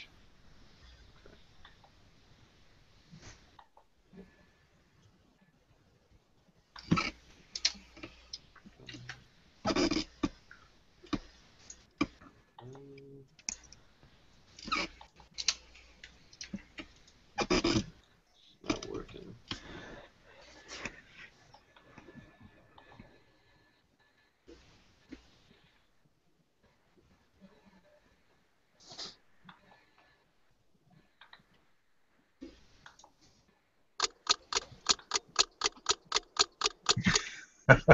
You find it yet? No, there's no crosshair when I'm looking at them. MJ's a jerk. It worked on the Sure. Bozak when I was texting it out earlier. Do you have your you're on your pointer tool, right? Yeah. Okay. So you hit you want elemental bolt. Yeah. So click your elemental bolt macro, Oh, okay, I see. and then it'll give you the crosshair. There you go. Perfect. So you're Well, I missed it targeting anyways. Z5. Perfect. Yeah, And that was perfect. that hits. Are you Wow. kidding me? It's a zombie. Holy crap! That will hit. 23 fire damage. He's like burst right into his chest. I'll actually use my elemental escalation then. Okay. Let's take your escalation. So another 5 damage. And then I will make an elemental bolt against the zombie straight south of him. Go ahead and roll your damage. Actually, use the on your macro. It says escalation damage right next to elemental bolt. Yeah. Let me do that real quick. And it'll roll just the damage. Bam! 10! Wow. Woohoo! I crit both damages. Wow. Crit, you did. You just said almost crit damage. Had a lot in there. And then it'll be 23 versus reflex against the zombie straight south. For 26 against damage. E3. Okay, so elemental escalating to the next one. That definitely hits. 16 damage on it. 26 with the escalation damage. Oh, that's right. That's right. Because it's the same. Right. And I'm getting used to this new way of playing elementalists. And then that'll end my turn. Okay. Cool. So all of a sudden you guys see these elemental bolts come shooting out from behind your back and just blast right into the chest of the zombies, and they start smoldering and riling in Smells like pain. bacon. That's right. No, it definitely doesn't smell like bacon. Prath. All right. I'm going to use Disrupting Advance on this guy in front of me. Okay. 23 versus Reflex. Whoops. No, where the heck did it go? Oh, now I choose my target. Oh, great. It's not working for me. You on your pointer? Disrupting Advance. I was. Yeah.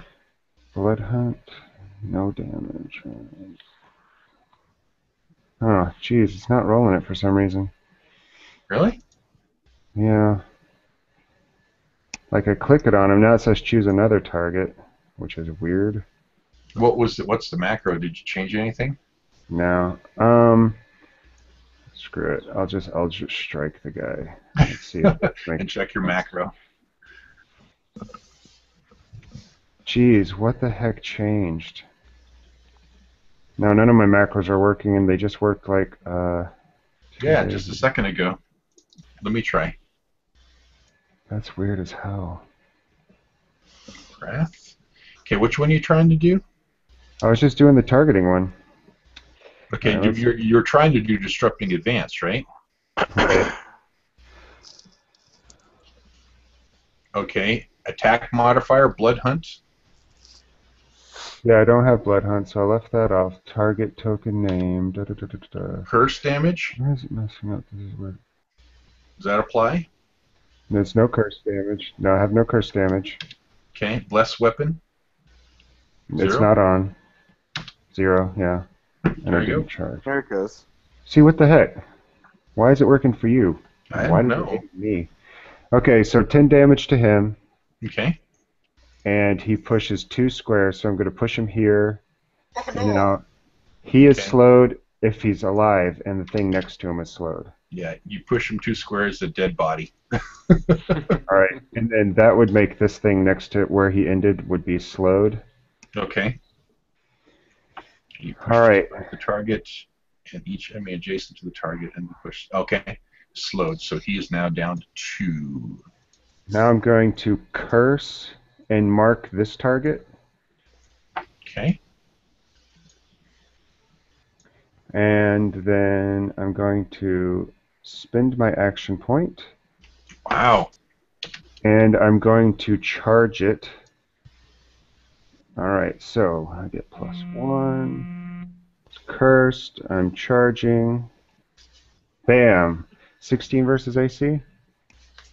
That is a hit. All right, they take 25 damage. Holy crap! Plus 5 because they're weak to. I use the Virtuous Strike, so that's. Is that radiant? Yeah, 30 damage. Okay, so 25 first, and they are vulnerable 5 to radiant. Yep. So an additional 5. Gotcha. Oh, and they're not out of these guys. They're cursed. This guy's cursed and marked, so he needs a pink dot too. Oh. Or she. She. It didn't they? Okay. And that's the end of my turn. Zedek. Oh, well, I'm sorry, I was napping. Where's Zedek? I'm all the way up here. Everyone's like, where's the diva? Yeah, how far can I move to you guys? I mean, do I have to You can move 5 as a move action. Yeah. Or you can double move 10. Yeah. Or you can double move 10. I'm gonna have to. I mean, I have to at least try. Also, you can keep in mind, Alex, you can move 5, and then you can charge. Charge gives you doesn't give you extra movement, does it? No. So I'm just gonna have to double move. So 1, 2, 3, 4, 5. Okay. Scroll down here. Whoa. And you see that as you move down in there, you see that Isawa is actually grabbed by a zombie that Prath had just smacked, and is cursing. He's like cursing it under his breath. So if I move 5 again, that's my whole turn, isn't it? Or can I? Yeah. But at that point, you should be able to charge, though. You could charge. Yeah, he could charge, but I don't think he has a good melee base hit. Well, I guess I could get the guy that's slowed. Right. He's almost dead too. Yeah. All right. So I'll move 5 and then charge, I guess. Yeah. Or you also have Smite Undead. They are undead. Yeah. Yeah, they're undead, but I have melee. to. Don't I have to get? Yeah, it's melee, so I have to get into range. And it's a standard too, so you're using your standard to charge, which still allow you to do your melee basic. Yeah. So I'll just move down by this guy then. Okay. So 1, 2, 3, 4, 5. Oop. And then I'll just hit him with my basic. Okay. +1 for charging, though. +1 for charge. We'll add that to the dice roll. Zedek. Oh, there it is. Melee basic. So 7 versus AC. Wow, you rolled a 2. Yeah, awesome. That definitely misses. Well, at least I'm in the battle now. That's the end of my turn. And at the bottom of the order, range 3, 4. Oh, just out of range. He's going to come in and close around this lady's going to. Farmer Zombie's going to come in and close around Zedek. Can't attack, so there's a double move to get there. Alright, at that point, Roland, make me a perception check if you would.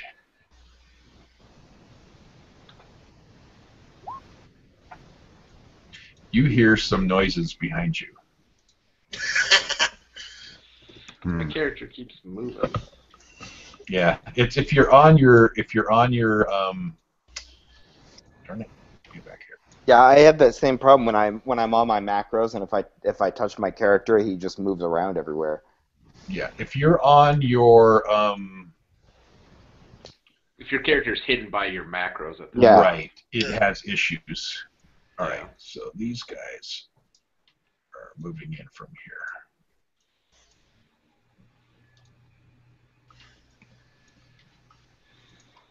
Because we are at the top of the initiative, and the game is not over yet. Oh, wow, 4 more? You mean we're not epic level yet? What the heck? I'm on round 2. I'm on round 2 of the first game. I didn't pick a Paragon path yet? What the? Okay, fine. Isawa, I'll play this one through here. That's right. You're grabbed by the zombie to the south there. It's kind of holding tight on you as the other one's like focusing in on eating you. Right. So the first thing I will do as a move action will be to attempt to escape the grab with acrobatics, Okay. which is where is it? There it is. Which is a gimme. Oh, And that's easily done. I slither out like the ninja I obviously am.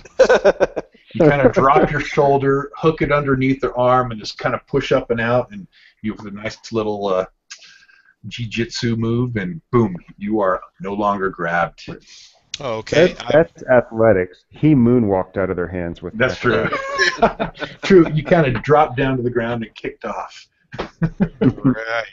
Okay, I'm going to dual strike, starting with the person that's slowed. Okay. So Just target him. It's all good. Bam. 26. 26 will hit. And 8 damage will do him in. Nice. He's Another one marked. too? He's marked. He's He's dead. dead. I know. He's marked and dead.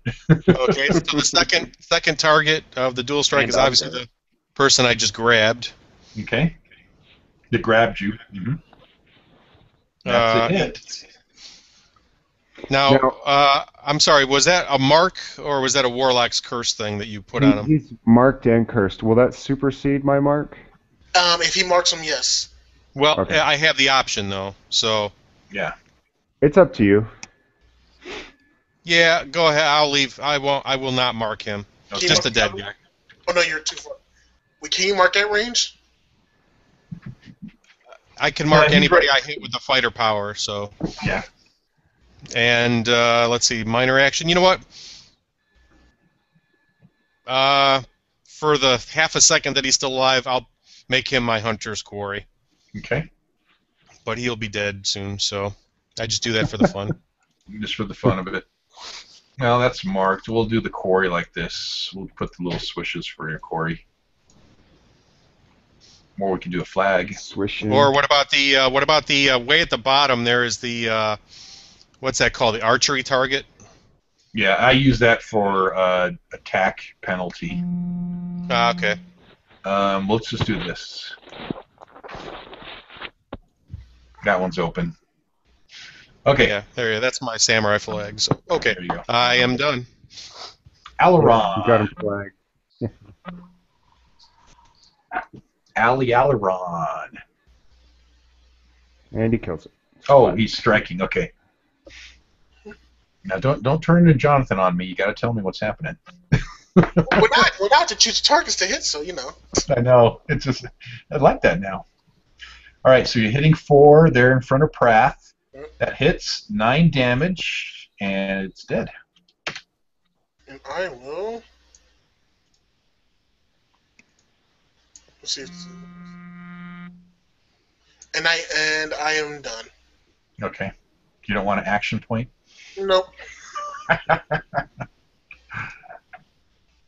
Zombie number 7. Brains.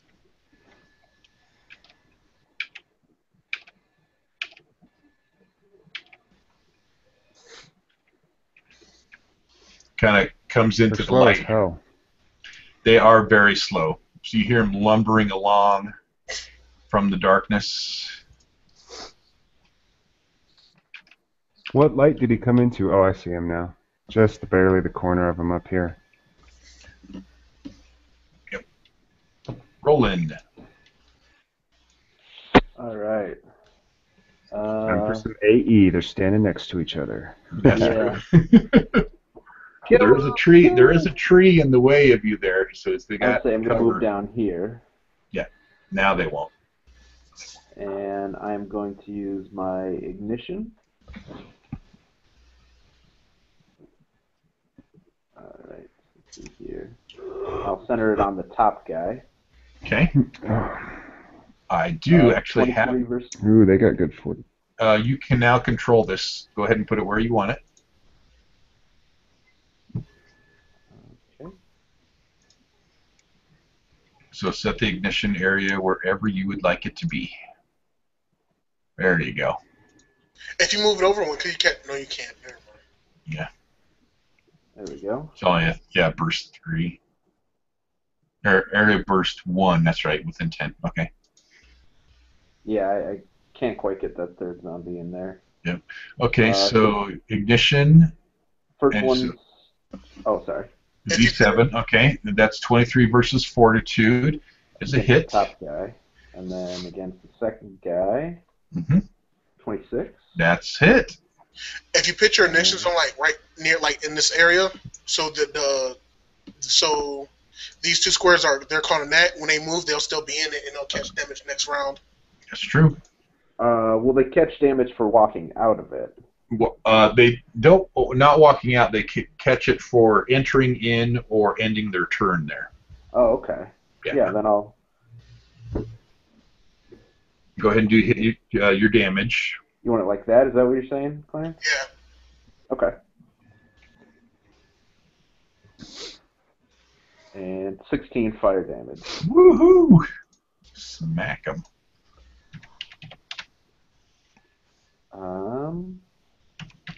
And I'm not going to use any minors, so that will end my turn. Okay. Pratt. Alrighty, I mark and curse the lady right here. And then I will charge. So, virtuous strike, target, charge, they're cursed, vanguard, bless. Oh, critical fail. Misses. Isawa kind of sticks his foot out and trips you up a little bit as you go by. Yeah, you pole vault into the fire. You do your Bruce Jenner into the fire. That's right. Pole vault. I jump. All right. Move my. You still got a minor. I miss and I used them both. Oh, that's a curse. Okay, that's right. After I miss, I looked back to Isawa and I said, "Look, I got your disease." Yeah. You got red box syndrome. 4. Oh, he can get in range. And he is going to grab at and get a hold of you. Rolling. We're so busy talking mad trash, we didn't realize they were sneaking up. They're sneaking up behind you, kind of lumbering up along there. And so he will grab you if you see 18 to escape. And then Zedek's up. All right, so there's two things that I am considering doing. So the first one, obviously, is the Smite Undead, which could push that zombie into the ignition zone. But since we're all together, I was actually thinking of doing the Sunburst, which allows me and each ally within 5 squares to get 5 temporary hit points and can make a saving throw. And that's until the end of the encounter. So, and then MJ, the zombies they have radiant damage, right? They're effective. They're vulnerable. So if you hit them with the radiant damage, they'll take an extra 5. Okay, because that Sunburst is a radiant damage hit. Yep. So when you hit them, you'll do your regular damage plus an extra 5. So I think I'm actually going to do that. Just in case there's more undead, I can do that Smite Undead power. Okay. So I'm gonna do the Sunburst on this lady zombie. Okay, on Z6. Did it. 18, and then it also has the radiant damage as well, the plus 5 radiant damage. So 13 damage total. Yeah. And then all of us get the 5 temporary hit points. Okay, let me put that on there. Make sure you watch my temporary hit point stuff, guys. Everybody does. You and everybody does. Yeah, everybody does. Nice. And you guys are all like bundled nice right there in a package. Okay. And I think that's it for me. That's my. You still do have a move. You can shift a square. Yeah, I'm thinking I'm going to do that. So I'm going to move there. Okay. Just to get out of the way, just in case. Zombie number 6. And did you put those temp points on us, Mike? Yes, they are. Okay. It should be in your red bubble. If you click on your token, you should see a red bubble.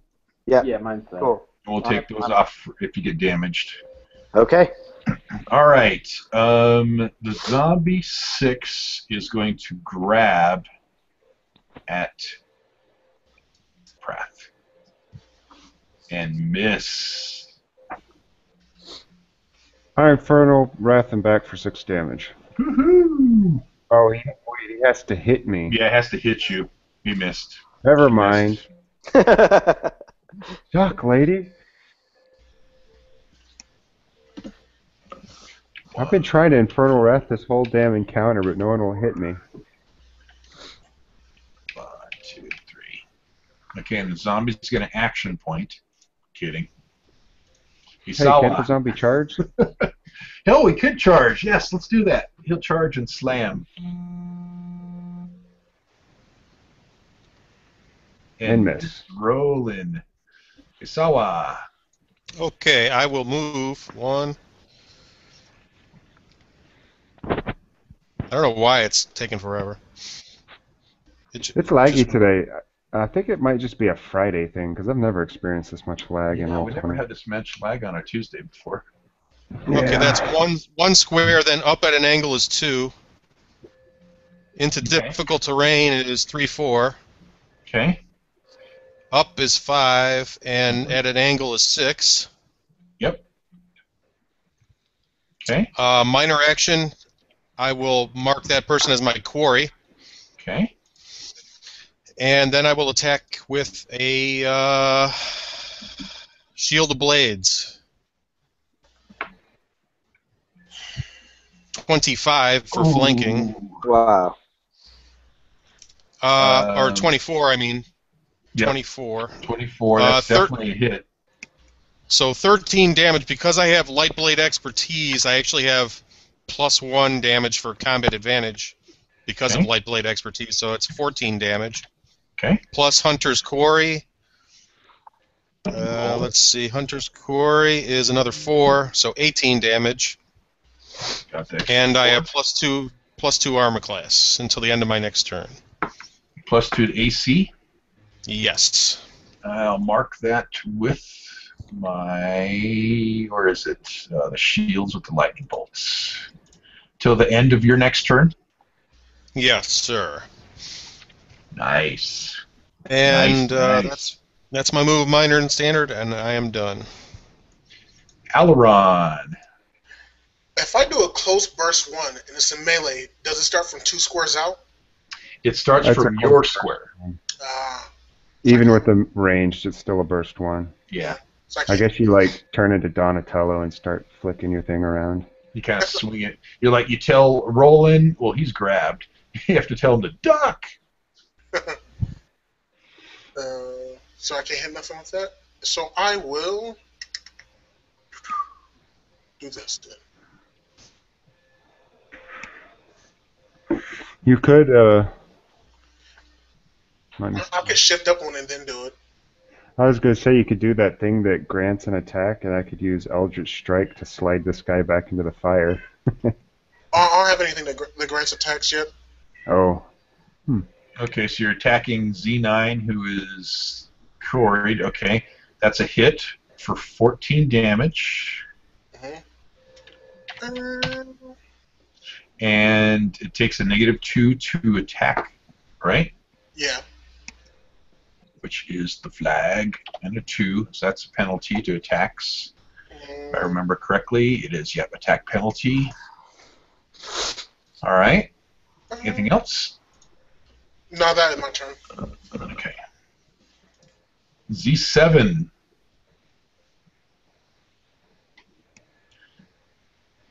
He is going to... He's got to get Prath. Bring it, buddy. He's going to grab you. In an appropriate manner, please. Yep. And miss! Does the zombie take damage getting out of the ignition zone? Nope, it's actually only when he enters in or ends his turn there. Oh, ends his turn. Okay, cool. Yeah. Well, this one's going to come grab. And miss! Prath is just slippery. He's like dodging. He's knocking their hands away with his shields. They're coming in and So you notice that these zombies are like, they try to grab you, and then they try to, slam you to death so they can make a meal out of you. They're Roll in. predictable. They're predictable. All right. Do I roll acrobatics to get out of the grab? Acrobatics or athletics. DC 18.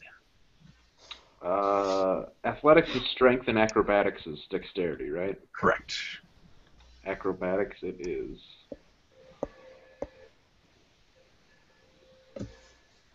Oh, and a half hour. Okay. And he's still trapped. Got that, Mark. It's all good. Yeah.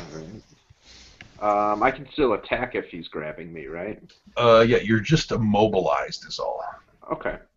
I will use my And elemental granting combat bolt. advantage. Okay. I'm going to use my elemental bolt through my dagger, so it's a melee basic. Right. The guy straight north of me is the one who has me grabbed, right? Correct. Yeah. All right. Oh, no. The one northeast of you is the one that has -2 to his penalty and is quarried by Isawa. He's the one that has you grabbed. -2 will That will also cancel out the combat advantage that you have for being grabbed. Right. Okay, yeah, I'll attack the one who's grabbing me. Okay.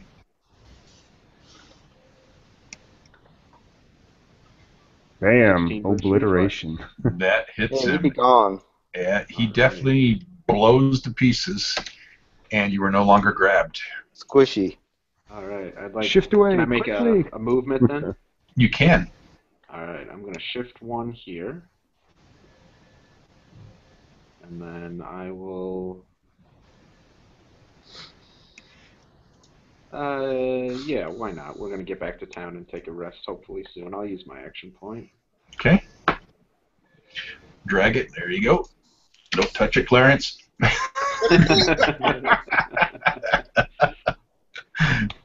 And then I'm going to use ignition again. Okay. Go ahead and drag your zone over to where you want it. Okay. Guess where he wants it. Just guess. Right here. Burn the trees down. Remember, only you can start forest fires. Yeah. Yeah, right. All right. Hey, they're living so creatures, so that's experience, That's true. I'll Oh, he's going to stick it right there. I'll roll the attacks top to bottom. Okay. Just target him. It's all good. Oh, yeah, that's right. I got to target him now. Yep. We'll get used to the targeting. Oh, roll your target first, though. Oh, okay. Let me roll that real quick. Yeah, oh, that's right. Keep going on your attacks and then do the target afterwards. There you go. So one more. All right. That will hit every single one of them. Really? They got that low of fortitude? Oh, they're zombies, man. Usually zombies have good fortitude. Oh, crit These fail. are level 2 zombies too. They got 4. They got. Oh, I'm sorry. Fortitude is their strongest, but it's still a hit on every single one. So 9 fire damage. Yeah, crit fail damage. That sucks. Yeah. That'll end my turn. And that is just fire damage. Okay. Prath. All right, for a minor action, I'm going to curse the guy directly in front of me. Okay. Curse you. Does that supersede?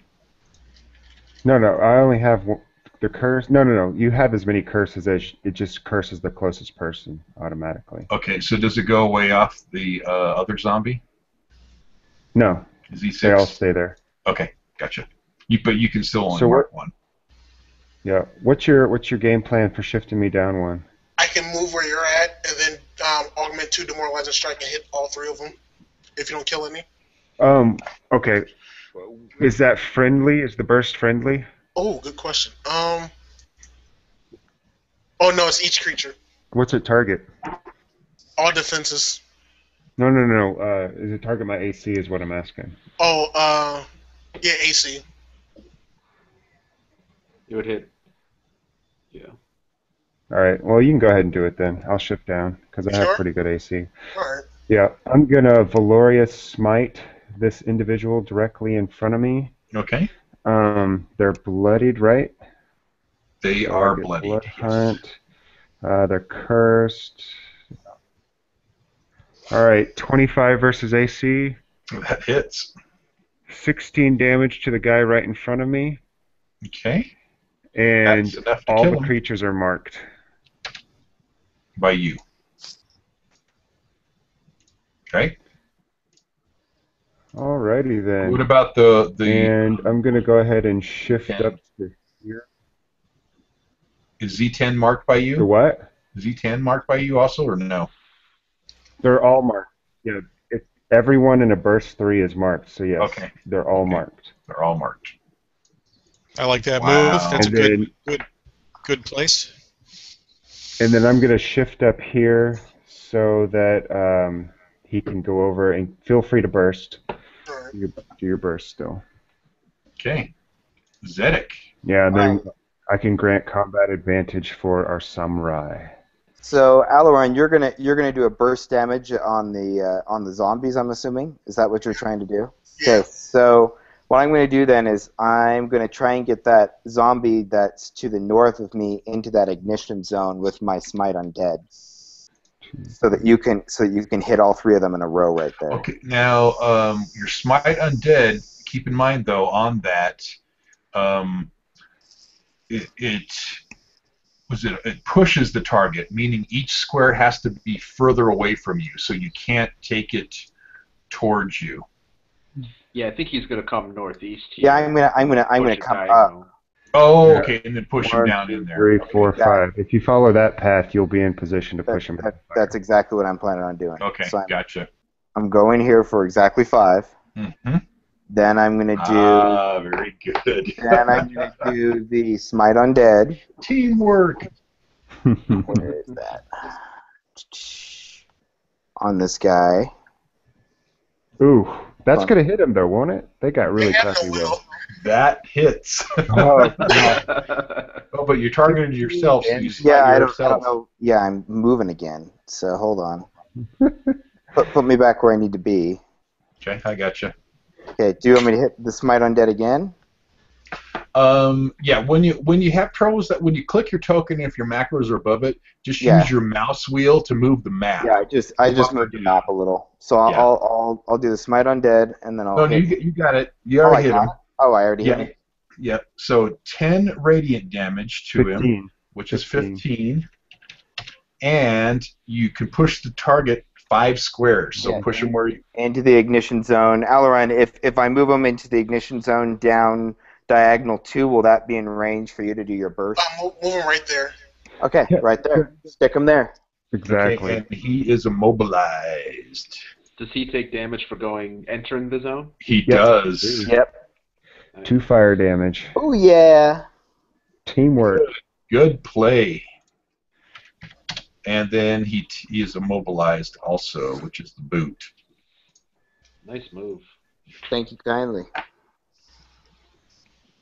And until the end of your next turn.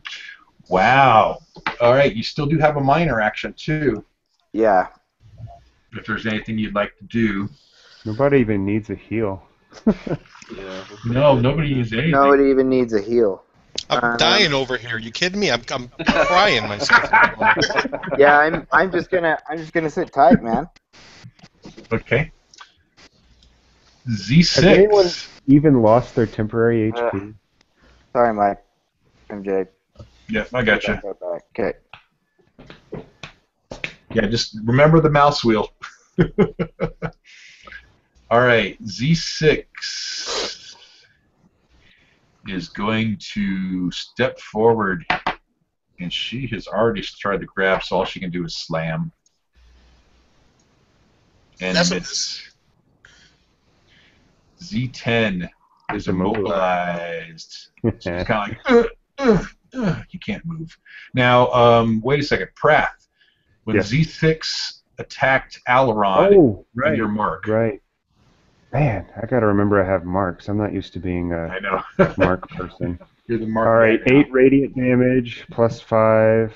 That's what, 13? Yep. He takes 13 radiant damage. Ouch. Okay.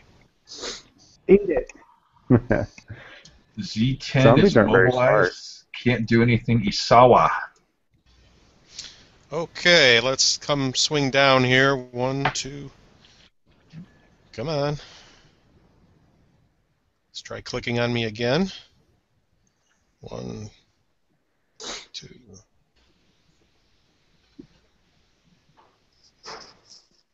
3, 4. I might have went 1 too far there. 1, 2. It doesn't 3, matter. 4. Yeah. It doesn't matter. I'll just take it the long way home here. Right. Are you just trying to get into melee with the other one? Yeah. 1, 2, 3, 4, 5. It would be 5 to right here. I'm gonna say you could cut through your a player square too. Yeah, you can. No, I'll just come back a square there. Minor action will be quarry and Is that standard necessary? action. Yeah, it's not really necessary. Is this trip really necessary? Shield of blades. I'm gonna say you could delay talk to me and see what and hit whatever I don't manage to kill. Yeah. So 10 for. That definitely does it. Yeah, I'm rolling my quarry just to see how bad it gets. There you go. Roll it up. Bump up my, See how much he explodes. How much you just kind of your blade just kind of slices its head off. Yep, Nice. 16, and I get the +2, so I stay with the +2 armor class in case they try some tricks on me, and that's it for me. Aileron. This has all been a setup for Aileron. Oh, hold on one second, guys. No pressure. Okay, you know how you always miss? Do that on Yeah, don't miss. I usually hit. I'm That's not why they usually misses. It's the rest of us. I have returned. All right. You answer the phone and be like, I'm busy. No, it's the listeners. It's the listeners keep calling me on my business line all the time. Well, returning from a telemarketer call, then that should be a little bit more depressing than that. I know. Well, that's the good part is I returned. So it would be like this. Stupid telemarketers. So what kind of timeshare did you get? That's right. It's got some great swampland in Georgia. Well, both are 26 We'll versus. just assume. Are you hating And now you gotta attacking roll both one of for them? me. Yeah, you accidentally attacked yourself. Oh, you're hitting Yeah, I yourself. tried to click on it, but I ended up clicking on myself. 26 against yourself will hit. And now you have to use your. Okay, so 26. You need to make one more roll for me. Oh, for you? Okay, you can take the 12. Well, that's what I was going to say. The first two attack are these guys, and the last attack is me. Yeah. Yeah, of You course. go in a clockwise motion. Yeah. So it actually You're misses used to the me. target. Yay! So, yeah, what's your AC? You're 20, aren't you? Yeah. My AC? Yeah. Better not be 21. My AC is That's 22. 22. My AC is 22. I'm not going to mark everything if my AC is 12. Okay, so 10 damage, and that's just regular weapon damage. And the penalty 4 to all defenses. That's freaking Wow. fantastic. So 10 damage, another 10 damage, and then a -4 penalty, all defenses. Wow, that one's the rook. So, just to recap, their reflex is now 6. They're like totally. Yeah, someone throw that glowing rock on one of them and kill him.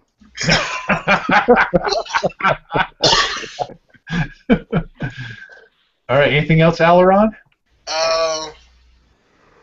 No one. For fun of it, I use where is it? For the fun of it. Lol. I'm going to action point and do it all over again. I'll heal Asawa. Oh, there you go. Okay, so surge and +4. 4 additional. That'll put me up. Just a matter of subtracting a surge. What is your back to full, right? 9 plus 4, so yeah, I'm up to 36. Yep. Back to full. Down 1 search. Okay. Now that's my turn. Zombie 7, with his -4 to defenses, is going to slam Aileron. And miss. Yes. And he's dead. Why? Oh, he ends. And he is just trying Oh, to that's true. He takes the damage. He ends his turn in the fire, and he takes 13 radiant damage. damage, and then he ends his turn in the fire. So he will pop like a toaster strudel. It's like grilling burgers over there. Yeah. Rolling. These aren't very smart. Alright, No, they're I'll do Elemental Bolt to finish this guy off. Bam. And that will do it's it. over. Man, you have rolled max damage so many times this whole session. And we are now officially out of combat. Alright. Nice. All right. Let's loot these kids. Anyone need some burgers? You want to loot the farm people. Well, they're dead. They won't need one on them. You want to take their peasant clothes? Is that it? Yeah, we could wear them into the city. There you go. Bloody Bloody peasant clothes. Bloody zombie clothes. That it gets to wear the child shirt. ourselves as a disguise and then go into the city saying we got attacked by zombies. We're gonna go into this disguised as zombies. No wait, that wouldn't work. Start a scare. But on a related note, while we're discussing the zombies, how common are zombies in this area? Uncommon. So at that point, I'd be like, guys, what's with the zombies? This Hey, must religious be why guy. Bruce was calling us back. That's a good Yes, point. what's the time? Did you update the time? It's still 6:30. Yeah, no, that only took, what, 3 rounds? So that was a matter of minutes? 6 seconds each per each thing. So Yeah. now you're still kind of around that same time. It took us about 30 seconds to plow those guys. Yeah. And you are still an hour out from Winter Haven. Well, we could talk on the run. Let's get moving because now my curiosity is indeed piqued by the appearance of zombies in the area. And I'm Well, we I'm- do want to take a short rest, though, at least 5 minutes to catch our breath. Fine. We'll take a short rest. Apparently, Samurai wore himself out. Oh, man. He was running all over the place. Slicing things here. Yeah, you know, I was staying in the back just to let you guys go ahead, just to, let you And what- stay ahead for a second. You used Tempest, right? Yeah, I used Tempest. Okay. We can mark your powers for in-between sessions on iPlay4E Okay. that you've used daily-wise, that is. I'm pretty sure the only person who took damage was Isawa. Yeah, it was just Isawa. Yeah. And that was mostly just from stamina running myself into the ground. Pretty Yeah. much. You guys, Everyone's you guys standing around like, like he's a like, can we take a rest? on those zombies. See if I can't find anything. You want to examine the zombies? Yeah, and use maybe my religion skill or because since they're uncommon, maybe we can find something out. I don't know. Okay. Well, no, Since we're the resting. zombies are uncommon for this area here. Okay. So, but you can go ahead and make that religion check. I mean, You wanna I check 'em figure out? why not? I'm just sitting here. Let's take a look. Skills, religion. Well, I mean, we're waiting on the samurai anyways. Yeah, 26 religion check. Yep. At that point, you would know that there is definitely something uncommon. Okay, first of all, they are uncommon to be zombies to be around here. Yes, Winterhaven has not had zombies for. It's been millennia. So this is very, very strange. But your religion would kind of point you towards the feeling that you're having about this gloom that's around there. Roland would know that it's some sort of necrotic energy that's around there. That's emanating around this area. So it's pretty easy to decipher that, okay, Jeffers is calling you back. There's obviously a zombie problem that's going on here, or some sort of undead problem that's happening. But your religious check on there, you cannot determine what is the source of the zombies. So you're looking at these there are villagers, there's people that live in and around Winter Haven, and some are turning to zombies, some are dying. You see these people lying on the ground here. That's like a little family, and they have been, been destroyed, grabbed, and pummeled to death by the zombies, and then the zombies started feasting upon them. They are also villagers around the area too. So they're just villagers, because you had mentioned at first that they were children. That one was a child. One was a child. Okay. This I wanted to know if they were all kids and the zombies were eating all the kids. Here's the daughter. Here's the dad. Here's the mom. What a morbid mission. We got to find the kid eaters. Exactly. Just trying to find some interest into this, Find the kid eaters. What's that? The farmers that were turned in. Oh yeah. So the farmers that were turned into zombies, we wouldn't recognize them, would we? Like the specific farmers, like do we know where they would have lived or? Right. These ones are further out, so you don't know as well. These ones here, Roland would not know them, but you would definitely recognize their wear of clothes, how they wear their clothes, what type of clothes they're wearing, that they are farmers or people who have settled outside the city of Winter Haven. Okay. Okay, guys, I think we should make haste to Winter Haven, all things considered. Agreed. As soon as the samurai's done resting, we can get out of here.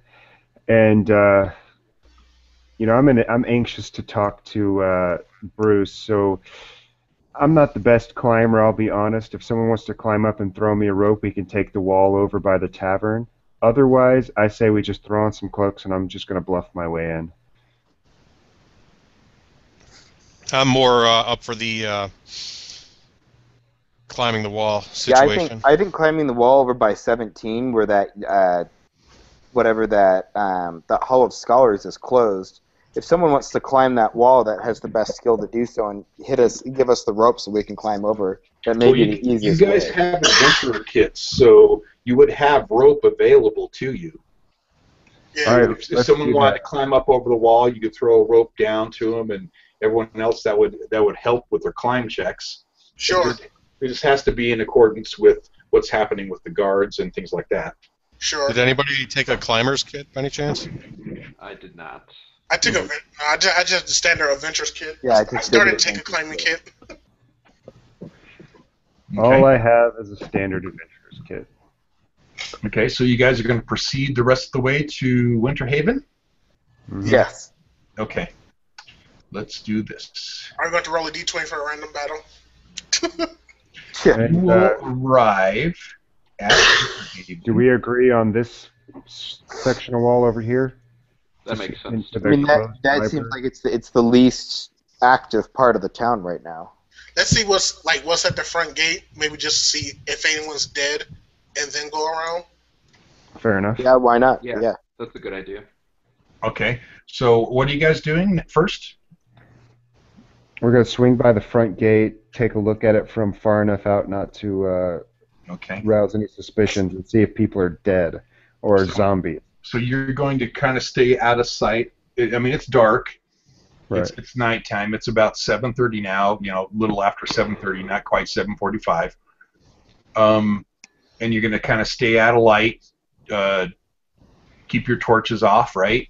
Yeah. Okay. Right. And you see where that flag is marked? You're down there by that corner, kind of watching.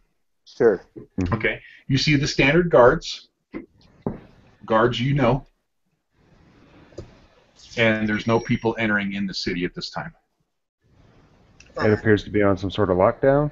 No, city gates are open. No, just no one going in. There's no one coming in, no one traveling at this point. While we're standing here, I turn to the group. I'm like, do you think maybe we should take advantage of this tree cover here and try to climb the wall? That's a good idea as well. It's a good idea. Okay. I say before we climb over, we look at the guards and see how they're patrolling the wall to gauge how. Yeah, we can go when they're on that spot. Okay. Yeah, if we don't see anybody here, we might as well just jump while we got the chance. Sure. I'm going to do a little perceiving, not quite. Okay.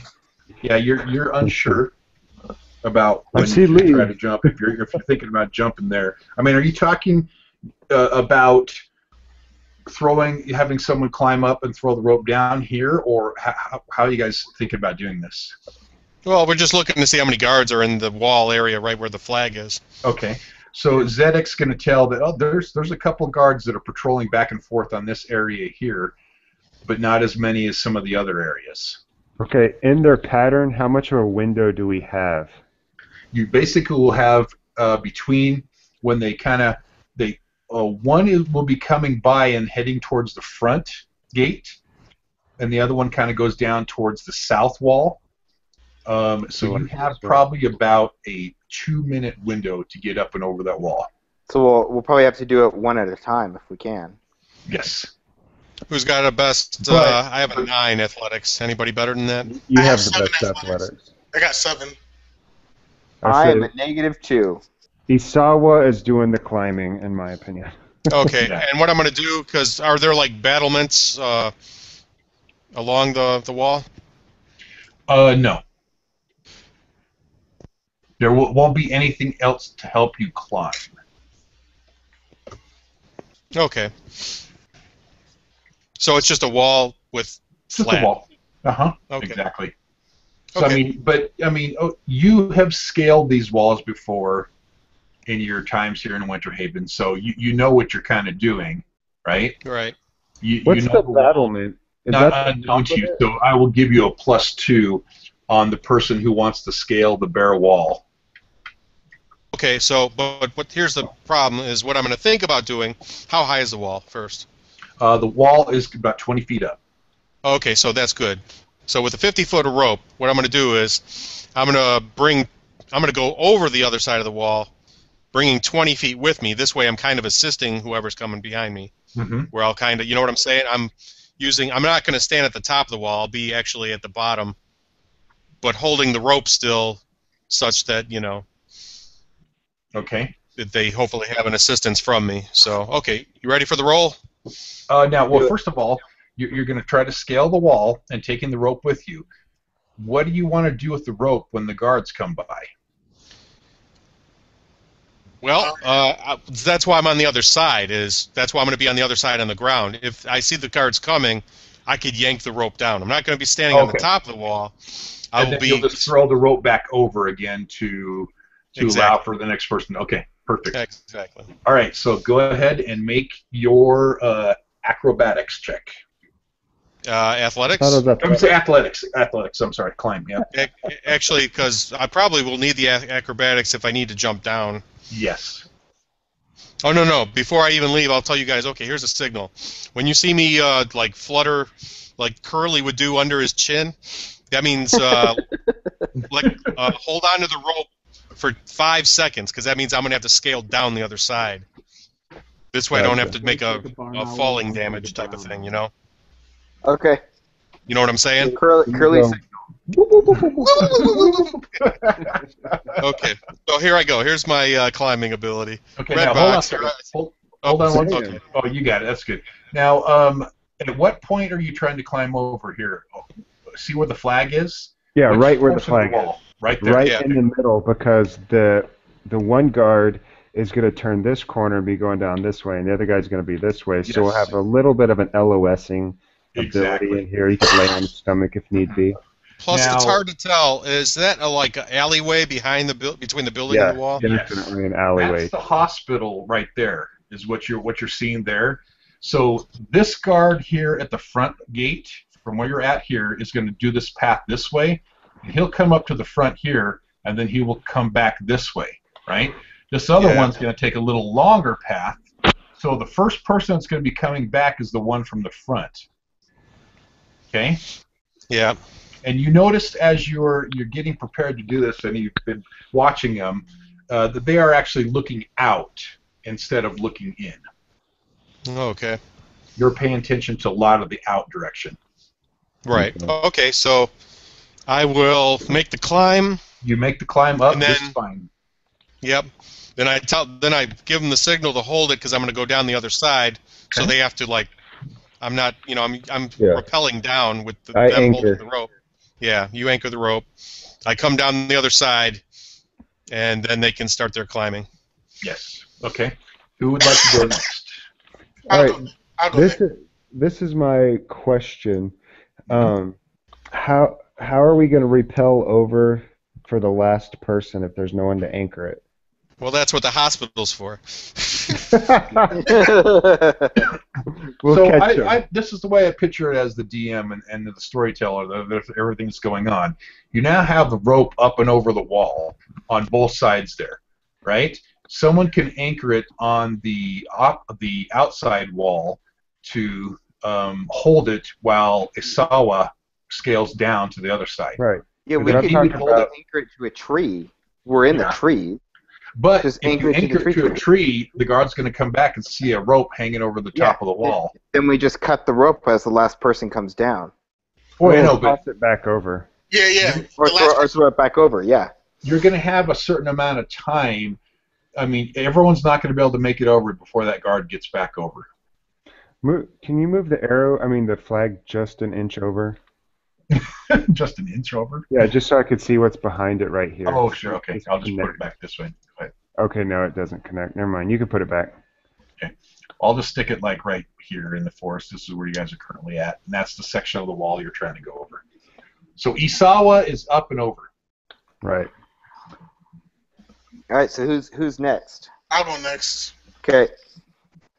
Okay. Oh! You're supposed to roll athletics. You're okay. Roll again. That's acrobatics. You want athletics. Oh, Jesus. Oh, my God. That's 2 1s in a row. I take the rope from him and I say, Spoonie, let me show you how ropes work. Okay, you make it up about 10 feet and you drop back down. And you hit the ground pretty hard. Don't you only need to roll a 10 to make it over a rope? I thought Yes, you do. And you take a point of damage. Man, that's freaking a lot of ones. So, yeah, Prath, you're able to get up and over. Let me try this again. All right. Okay. It's like, oh, hand over hand. Gotcha. Mayor's son. Jeez. He thought he was Vin Diesel all wrapping up in the rope and crap. Okay, so he's over just fine. Oh, let me center this map a little bit better. There we go. Okay, so at this point, the guard's going to be coming back. What do you guys do? The guard from the front is going to be coming back at this point. We gotta hide that rope. We gotta. Yeah. I give the whoop whoop whoop sound, which lets them know to let go of the rope, and I yank it over. Okay. I'd say Zedek and I could always hang out here and wait for you guys if we don't want to risk being caught. We're just gonna wait till they path back through, and we have that another 2-minute window, and I'll toss the rope back over. Yeah. Okay. So it'll be a few more minutes before you actually get to, get the guards making their rounds, the one going back. The guard in the front will make it back twice before the other guard comes back, but then they'll kind of meet in the center. Then they'll go off at that window again for you guys. And then Zedek and Roland, who wants to go next? So I take it you'll throw the rope back over. Yep. They'll hold on to it. Yeah. I find like some sort of anchor, like I find an old bucket, and all of a sudden they see a bucket come flying over with the rope tied to it. You sure you want to use a bucket? Yeah, I'm using a bucket, and it like kind of hangs over a tree limb, and they got to pull it down. It doesn't clank too much. Too much. All right, I'll hit. Is it athletics? Is that athletics? Yep. All right, he makes it. Zedek makes it up and over. The diva makes it. And Roland makes it. Okay. Oh my God, I have a -1 to athletics. I can't believe it. Dude, I have a -2. So I'm happy I made it over. Man, you got a -1 + 1 + 5, Roland. Oh, you're trained in athletics, Roland. Oh, I forgot I trained in it. I was gonna say I only have 9 strength. Oh man. Yeah. Yeah, if I hadn't trained there, that would have been a 7. Yeah. You would have been pretty hard. So, no, everyone's got pretty good athletics, if I remember correctly. So, all right, everybody's over. All right. So pull the rope over, put it back in whoever's pack it came from, untie the bucket, and leave it there. Now, at this point, you'll easily be able to, maneuver, pulling your cloaks over your faces and just kind of maneuver around the buildings and get to his house. Cool. All right. We said that's here. Yeah. Yep. Okay. Yep. You see the flags on it now. Does he live alone? He does. Okay. Poor guy. What about his love dungeon? His love dungeon. Oh, yeah. He's a captain. He's a good guy. He's not a bad guy. His love dungeon is one player. His love dungeon's one player. All right. All these pictures. Quit drawing on my NPCs. Look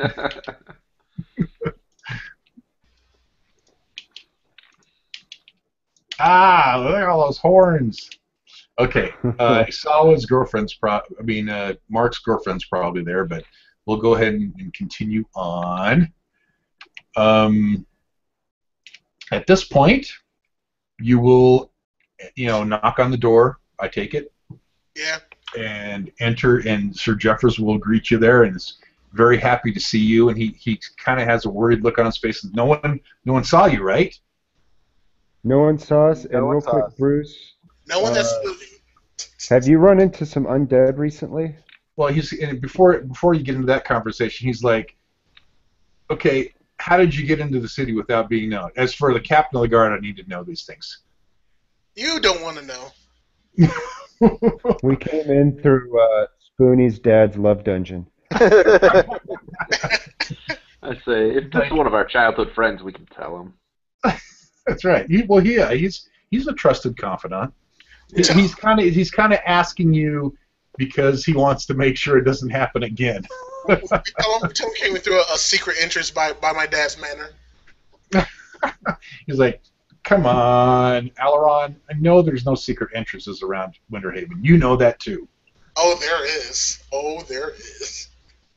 He's like, "You came over the wall at attendance, didn't you?" Nah. No, we came over the wall. The hospital, there's a copse of trees right on the other side. You guys might want to cut that down. It gives way too much cover. He's like, "Really?" Yeah, we cut a limb off and made a tightened up. There should be, 3 or 4 guys on that section of the wall there. Well, there's a 2-minute gap in their patrols, and one of the guys I'm pretty sure is nearsighted.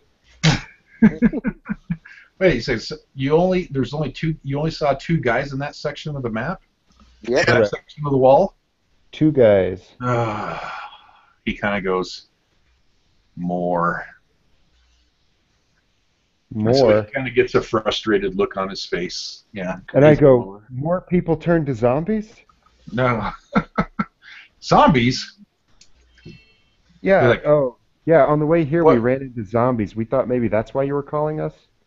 He's like, yeah, that has definitely something to do with it, but that's something that we're dealing with right now. But I think I may have the information of why that is happening. He says, "Don't let." Well, please do tell.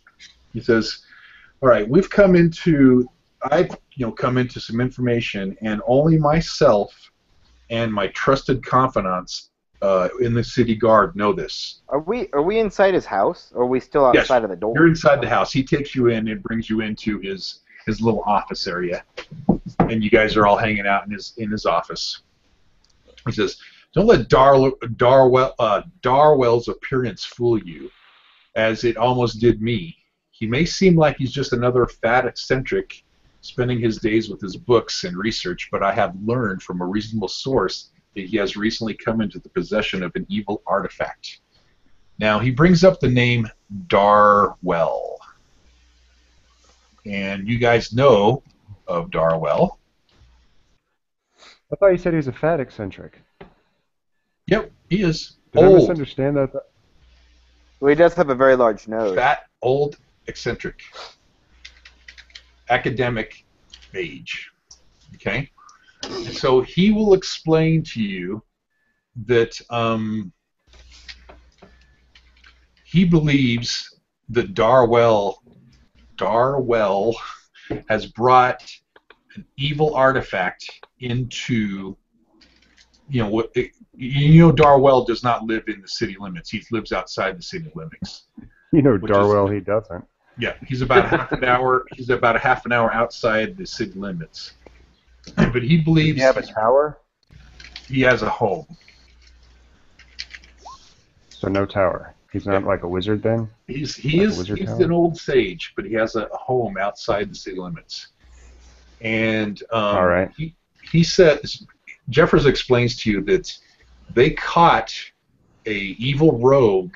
The city guard caught an evil rogue trying to leave the city the other day, and as questioning this rogue, they found out that the whole purpose, the rogue was from Fallcrest, and he was hired by Darwell to acquire this special sphere and bring it to Darwell. Did he still have the hired a rogue? sphere on him? Like, did you confiscate the sphere from him? He did not. He had already delivered the sphere and was on his way out when he got caught. And what do you know about the sphere?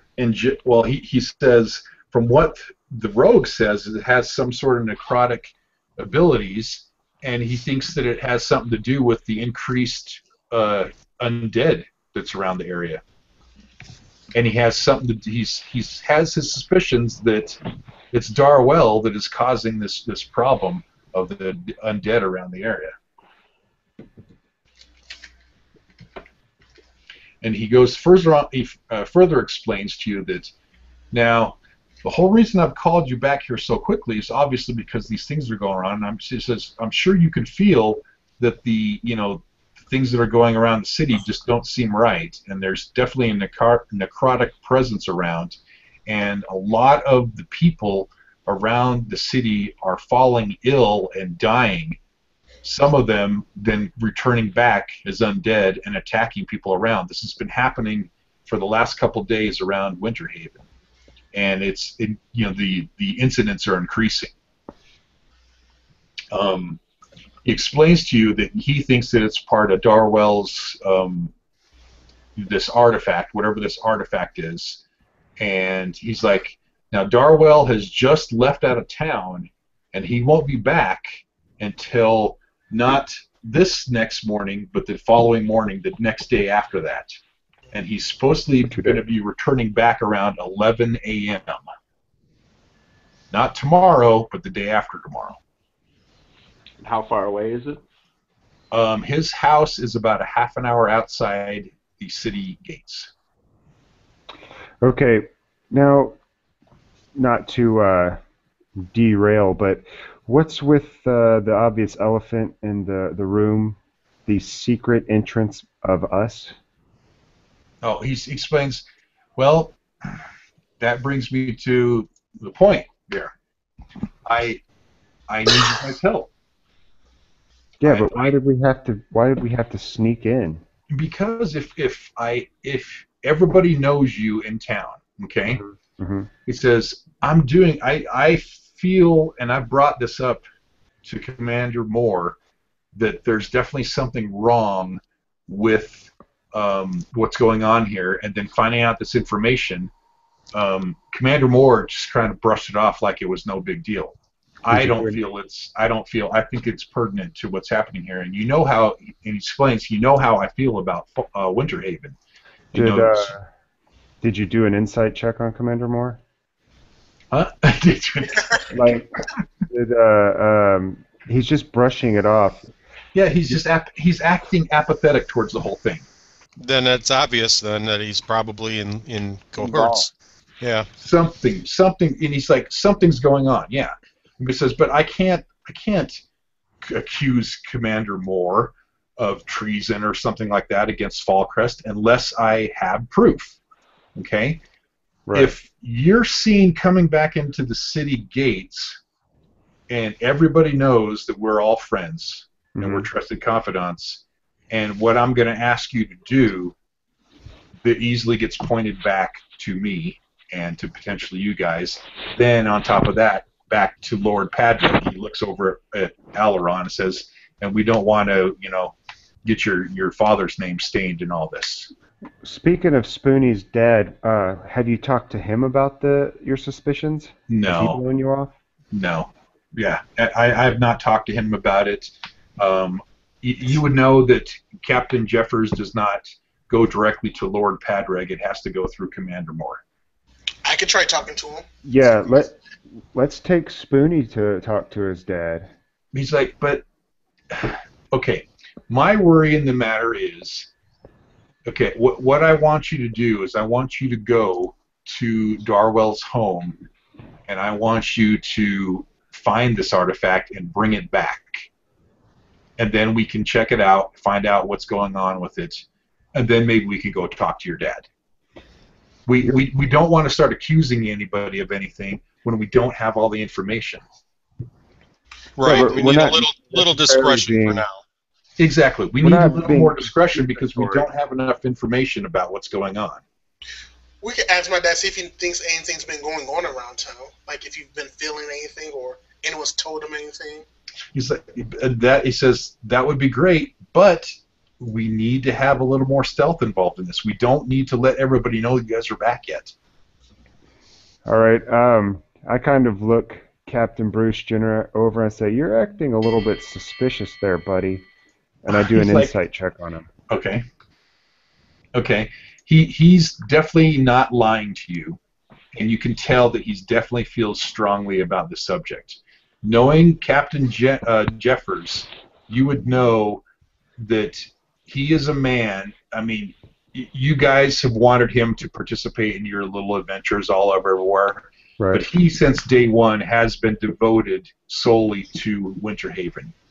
Like you said, he wants to become the commander of the Winterhaven Guard, and he's solely devoted to Winterhaven.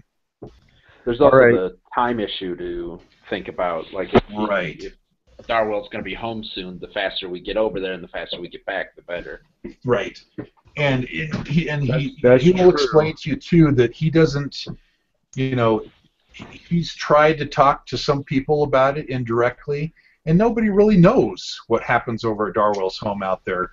Darwell has some servants there, but they're only allowed in on the first level of his home. His level is a 3-level home, and nobody really knows anything that's happening over there.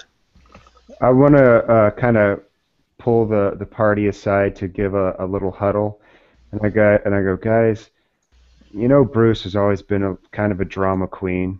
I mean, he decorates pink. True. I agree. Yeah. I mean, you don't think he's making a big deal out of this? I mean, do you guys just want to humor him and go check out this guy's house? Sure. What's the harm? Also have to make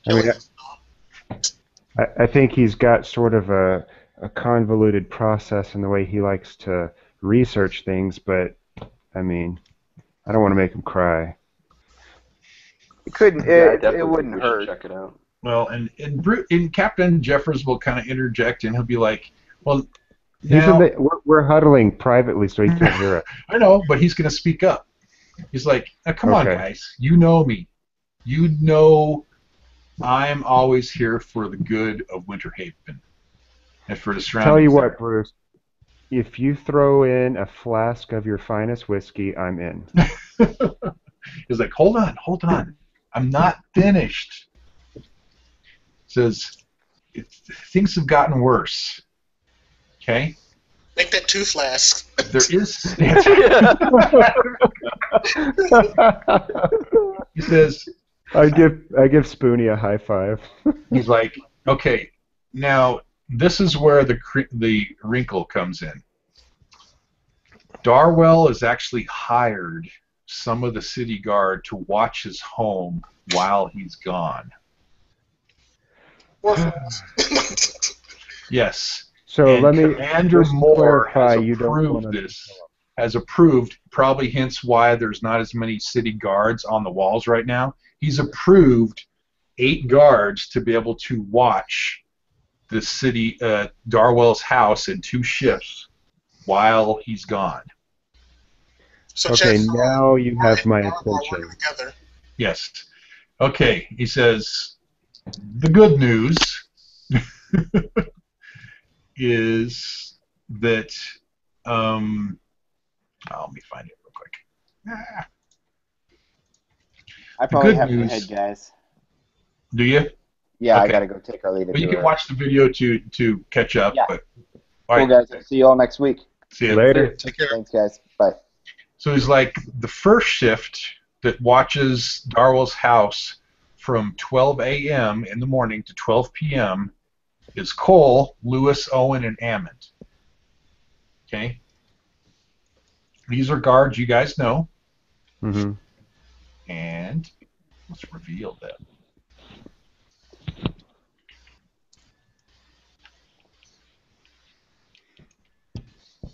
These guys.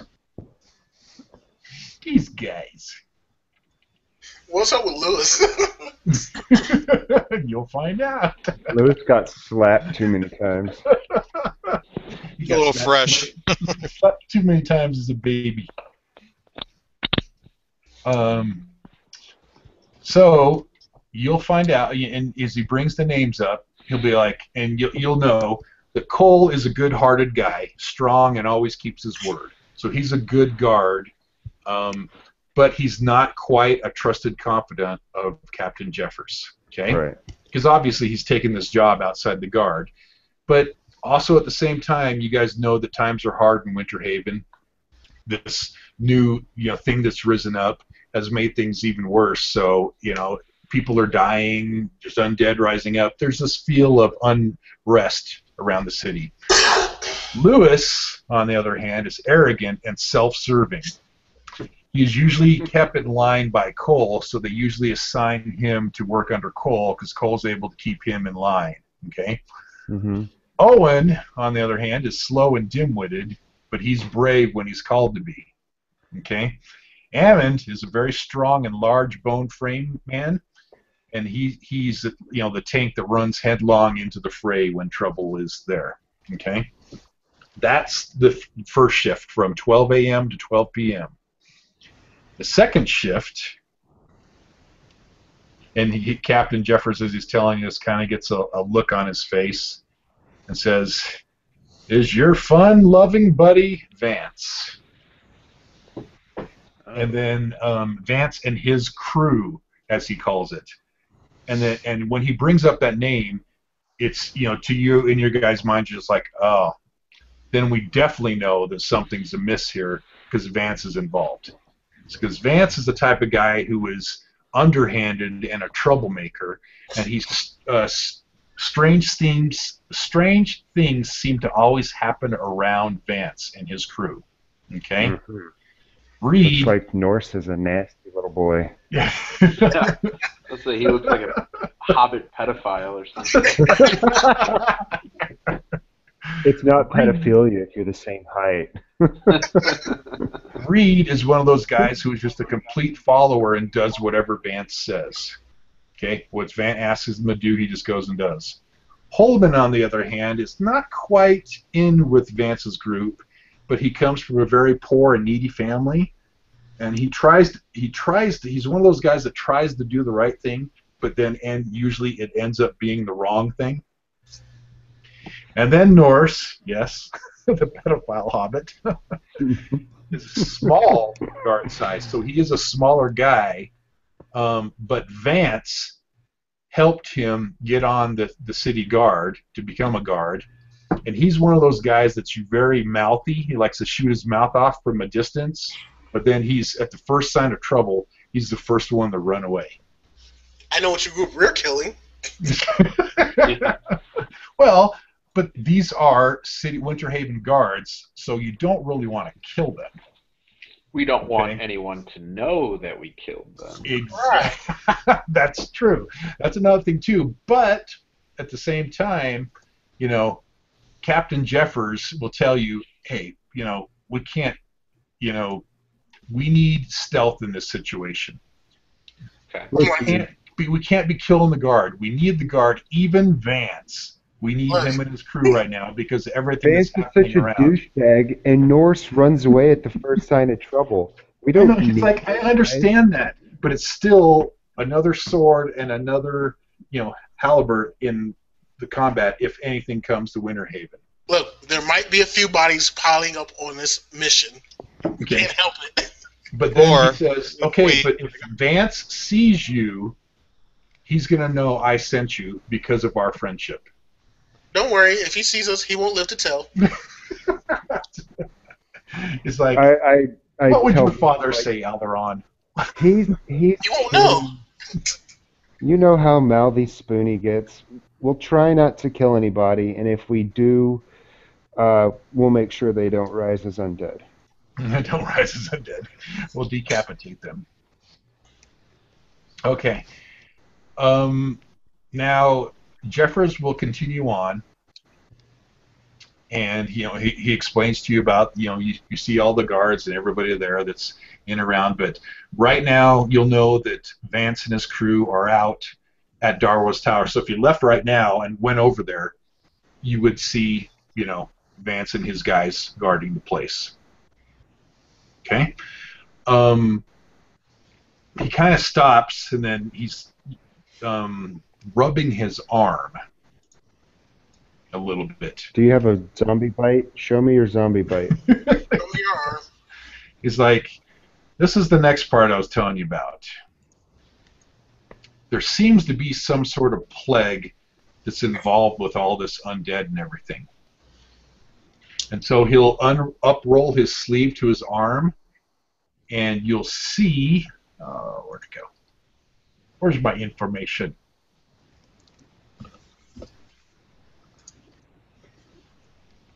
Now remember, this is your good friend.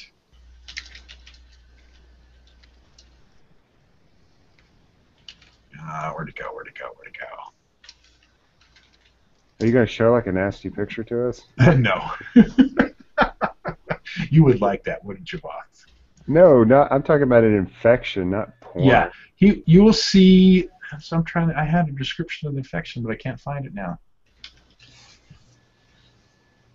I look at it really closely, and I get a 13 nature check. 13 nature check. That's poison oak, dude. It's definitely nothing that you've seen before, but you've seen this kind of the sign. Oh, here it is.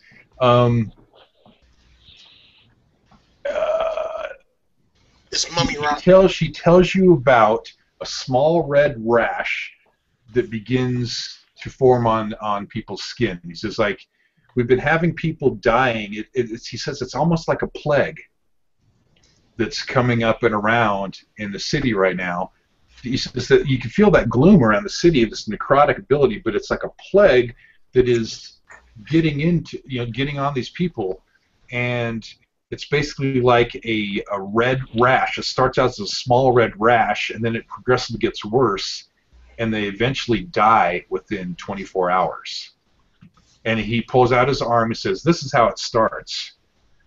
So what you're telling us is you're going to die in 24 hours? He shows you that he's got the red rash on his arm.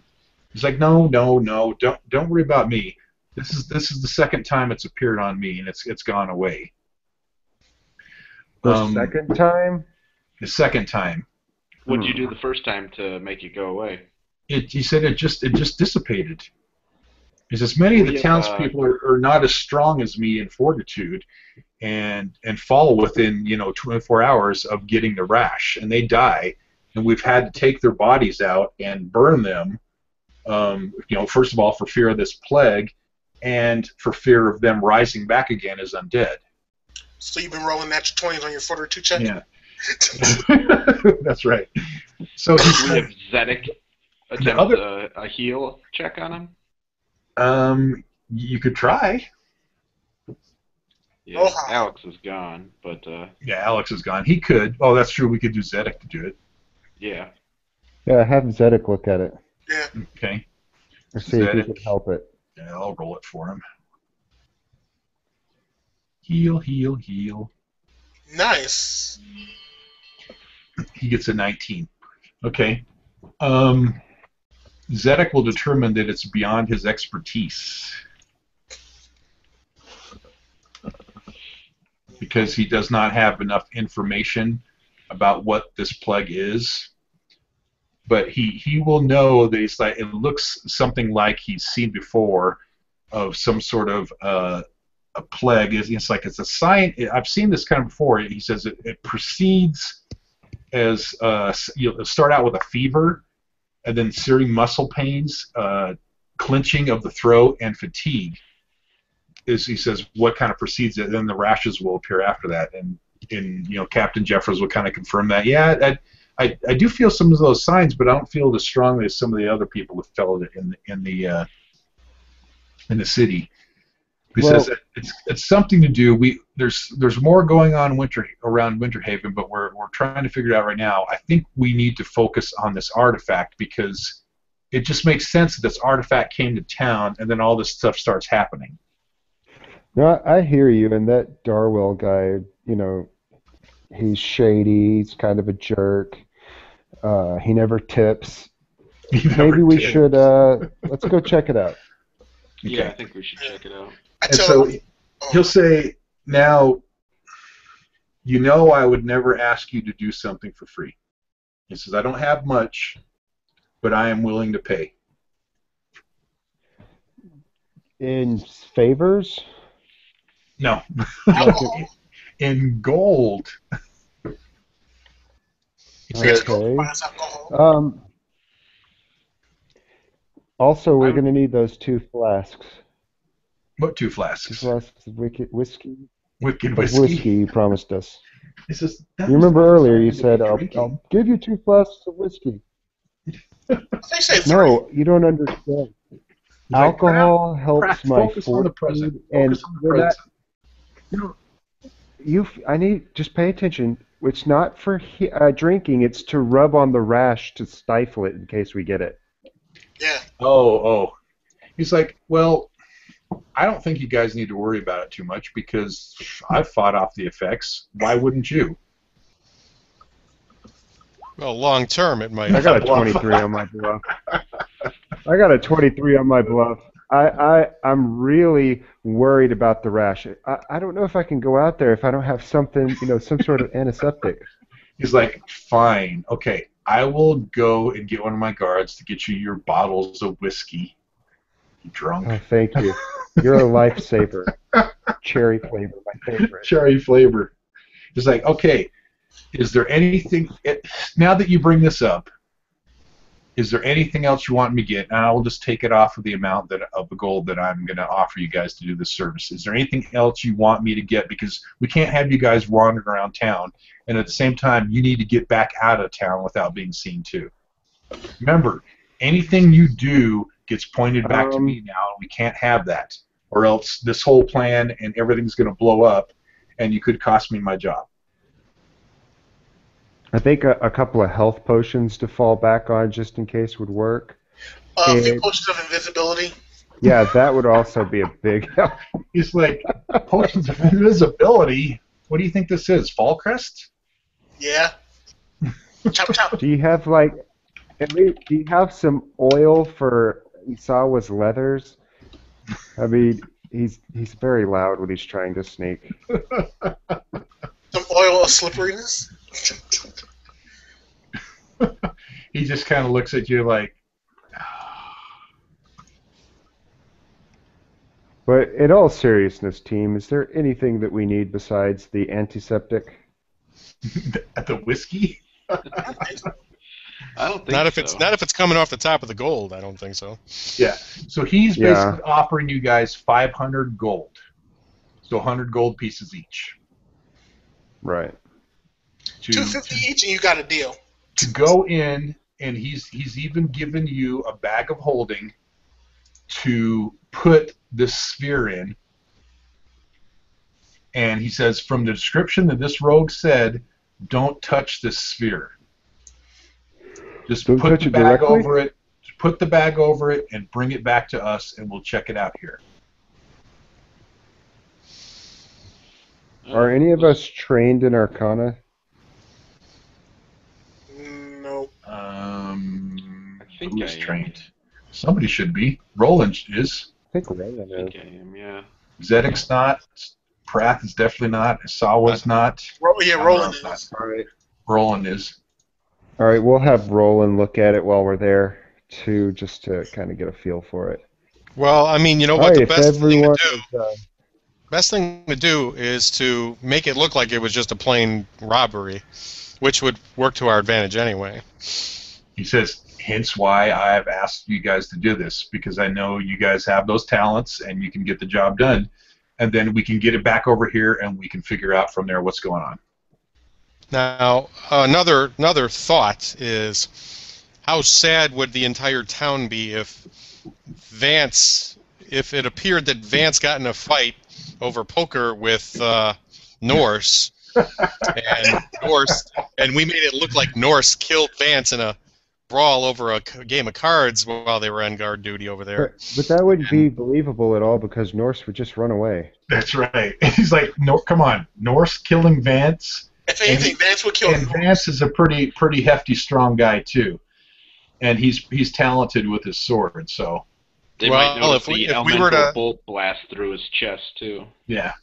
So you would know that it would be pretty easy to take out Reed, Holman, and Norse if you really wanted to, and any of the other guards. But Vance may be a little tricky. So Vance is if that's what you were trying to do. If you were going to try to do, if you're going in to kill him, you would know that Vance would be a little tricky, but all the other guards would be simple. They're easy. They're just guards. Yeah. So, I'm talking I, about. For one, don't want to kill. I don't want to kill Holman because he reminds me a lot of Roland.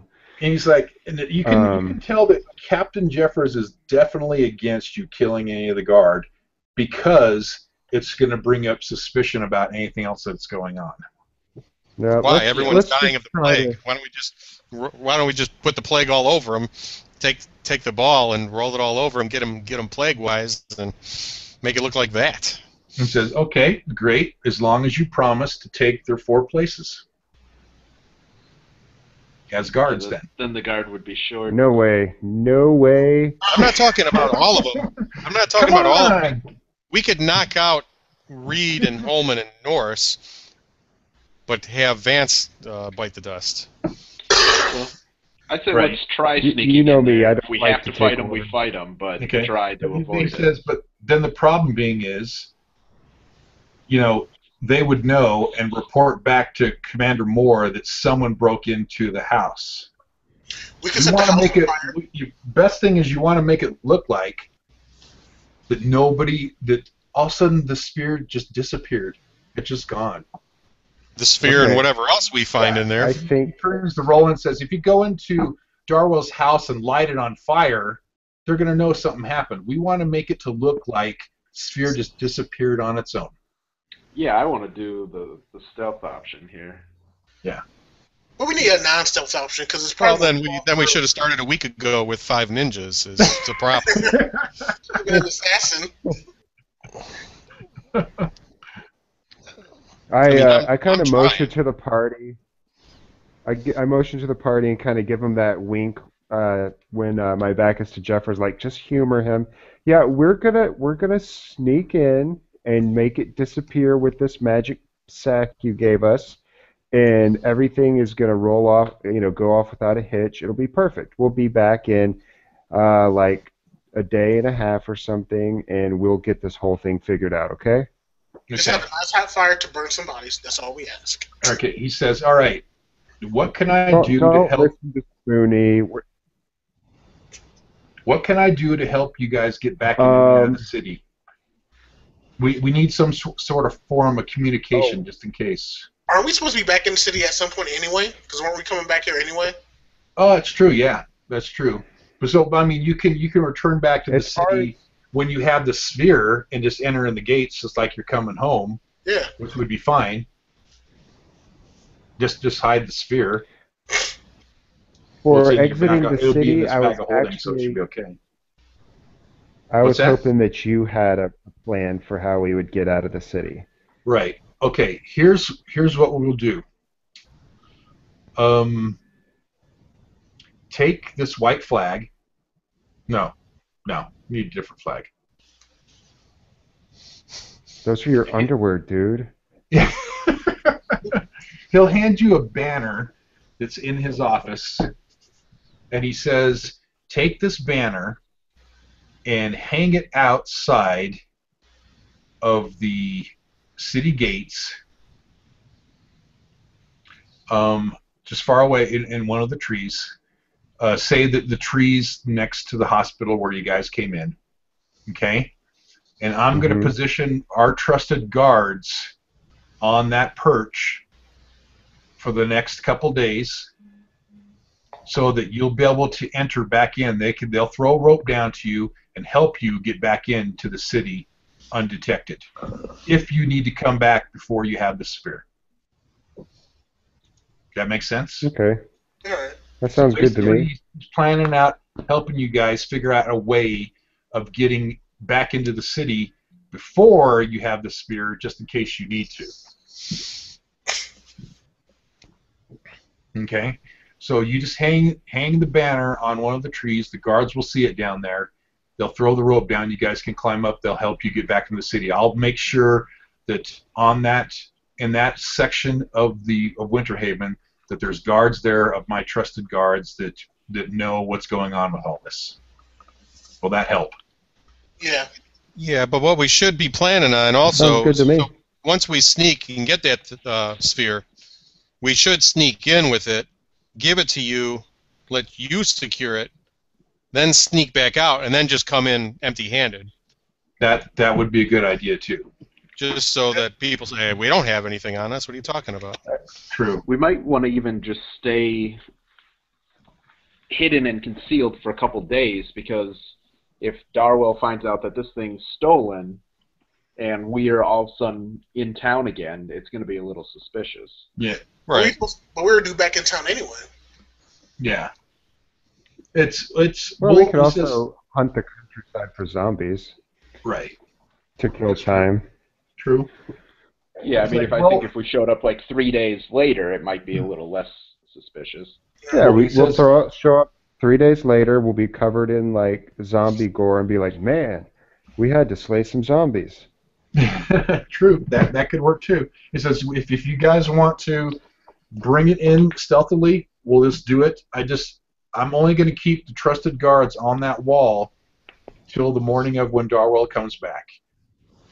Once they come back, we're going back to a regular rotation of the guards. So you have till that time to, however you want to return, put the banner up. Those trusted guards will be there. But 11 o'clock, 2 days from now, I'm going to have to go back to regular rotations. I get it, Bruce. You want us to be back soon. Yes. I think it's all revolving around this stupid artifact. We need to figure it out so we can stop this. We'll head out as soon as you can get us our whiskey. Is that all you need? Is just whiskey? As far as I know. Potion of invisibility. He says we don't have potions of invisibility in Winter Haven. Potions of concealment? He says the highest, the Bearwin, who you would know, is the guy that has the magical shop. Bearwin Willardson. If you look down, I will show you where he's at.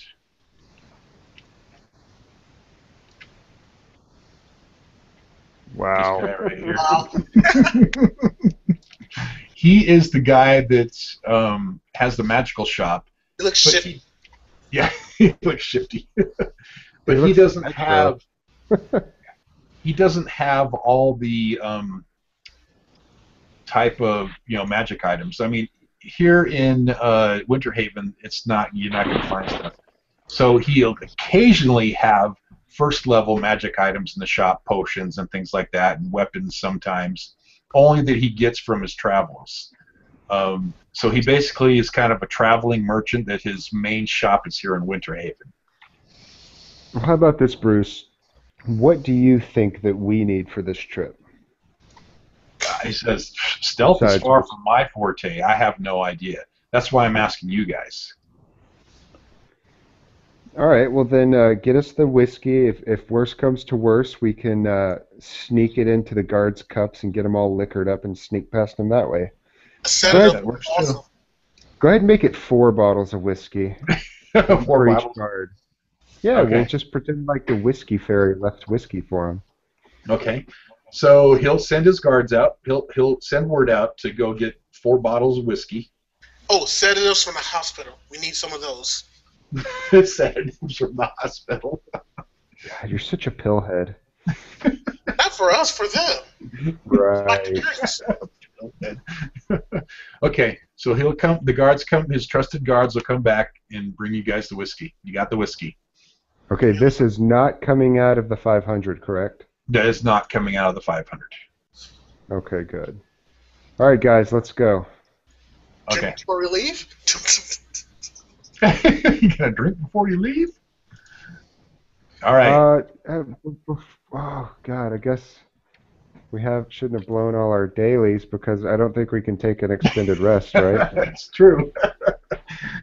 Well, you can if you want to go outside the city, but I mean that's 6 hours. Well, So wait a second. after- What about on the other shift with the good guys, though? Couldn't we just convince them that? I mean, it should be a lot easier. I mean, we're friends with these guys. You remember from talking to Jeffers that they still can't be trusted because they took on this job. They're not a part of his trusted guards. So you have now. That one guy seems like a pretty good guy. It's about 8:30. Get pushing closer to 9. It's about 8:45 after your big long meeting with and waiting for the time to get the whiskey and stuff. So it's about almost 9 o'clock at night right now. So it'll be about another half hour. You probably, if you left right now, got over the city walls, you'd probably be at his house at about 9:30. 9:30 p.m. 9:30 p.m. And it's 8, 9, 10. It's 8:45 right now. Well, if we if we slept for 6 hours, then we'd be getting over there about 3 a.m. or something. Would the jerk crew, would they be on guard still? The jerk crew, yes, they would be. All right, in that case, Okay, I say put a let's 2 in the hit points on the clock, and all players should be able to see it, right? Can you see the clock, the 2 on there? Yeah. That's for your 2 days. So I'll turn it down to 1 when it's 11 a.m. tomorrow morning. So that's kind of like your If timer. you're referencing the bubbles on it, we can't see the bubbles on it. Can you see But you could. the bar? We see the bar. Yeah. Okay. The bar is 2. Okay, yeah, I can. Yeah. Okay, gotcha. In that case, do you guys want to take the 6 hours and let Isawa rest, or do you just want to head out? I don't really need that. I mean, Yeah, Because same on my daily. we know there's only 4 guys. I don't even start with dailies. I just have. Yeah. rules. Yeah, we could go right now. Yeah. Yeah, we can go right now. All right, well then let's Because head they don't out. even they and don't get even over start there the at 8. breakfast menu until 6 a.m. So Okay. So you guys want to head out. All right, we are at right, moving 11:15. Moving. We are at 11:15. Should we end the session right there and pick up when you guys arrive or on your journeys too? probably. Yeah. I will give you a little hint here. I like So- cliffhangers. Does any fight happen on the way? No. Damn it. Dang it. But you will make your way, and you're standing outside Darwell's home, hidden behind a tree there in front of you. I take it you guys didn't want to walk out with your torches blazing, right? No. Correct. Okay. You can scroll on this map, and you'll see this is outside of Darwell's home. Okay. You see Vance and Reed standing there in front. In and around them, you see the inside the stone walls, which are about 15 feet high, is Darwell's home. The light blue areas are windows. On the first level, the windows are barred. Okay? And you'll see the torches that are lit up around. It looks like Holman and Norse are patrolling around the back and the sides as Vance and Reed are watching the fronts. And they're lackadaisical, kind of Vance and Reeders kind of talking nonsense and talking trash to each other. Ullman and Norse are kind of just being bored, walking back and forth. Up on the second level, scroll down here. This is the view from outside to the second level, and you'll see where windows are located on the second level in comparison to. Okay, so that's the house second level, and then at the same time, here is the house third level with windows to where they're at, light illuminating what you can see. Okay, I'm going to use my Dragonborn wings to just fly to the third level. No dragons! Okay, And so... we will cliffhanger right there till next week. I just have one question, though. Yes. Can they see into the black area? You cannot see into the black area. No, can they? Can they who? Oh, no, not right now. Like, into this area right here. They're humans, so they have normal vision. The torches that are sitting out there only illuminate to the area shown, and then a little bit of shadowy area past that. So right now they cannot see your areas. Your illumination is just kind of your natural aura around you guys when you're walking in darkness, just so you can know where you're at. And so you're out there in complete darkness right now. Because I'm saying we probably can sneak over the wall into the dark area. Right. You're talking in between the two torches. Yeah. Yeah, there is a dark area there, very, very lightly, but there's no windows there. I think we should wrap our heads so that he can't tell who we are and don't speak to them. Lure them out, use non-lethal damage, tie them up, and then go into the house. That could work. And then after we finish this whole thing off... Take the house for ourselves? Sir Jeffers is not there to conjecture anything anymore, so everything you do, consequences follow. Yeah, Vance is a douche. I mean, yes, he's always been an ass. So. Yeah, you guys know Vance. Don't get along with him all. Don't have anything to do with him because he's just a troublemaker. We didn't see any signs of zombies the whole way over here. Nope. Well, the last travel you did was an hour travel. This was only about a half-hour travel. So you traveled about a mile and a half away from the city. What about if we were intently looking and listening for zombies to purposely find them, not to encounter them, but to locate a pack of them? You could probably go out and see if you could find some. You gonna try to horde zombies up the front steps at them? Hell yeah. That would be a good idea. Yeah, let's do that. Give them a distraction. It'll look like their own zombies did it, and they won't be like, hey, the orb disappeared. It'll be like, the orb brought zombies, and now the orbs are gone. I mean, we could even smash zombies against the front door to make it look like they broke it down. That would work. I said we probably can do that. How are we going to herd a bunch of zombies over to us? Yeah, and if Vance is a really tough guy, we're going to need a lot of zombies. Otherwise, he's just going to kill them all. Well, I think the main thing is the three guys we could subdue. If we pin Vance, if we make Vance look like the bad guy, let's say we inadvertently kill him on purpose, and just hide him, just hide the body, then it would actually, from someone else's perspective, look like he did something and ran away. What kind of weapon does Vance use? Vance uses... Okay, let me explain what they're looking like right here. Vance is wearing a pretty fancy leather armor, and he's carrying his short sword and a wrist buckler, and he's got a bag at his side.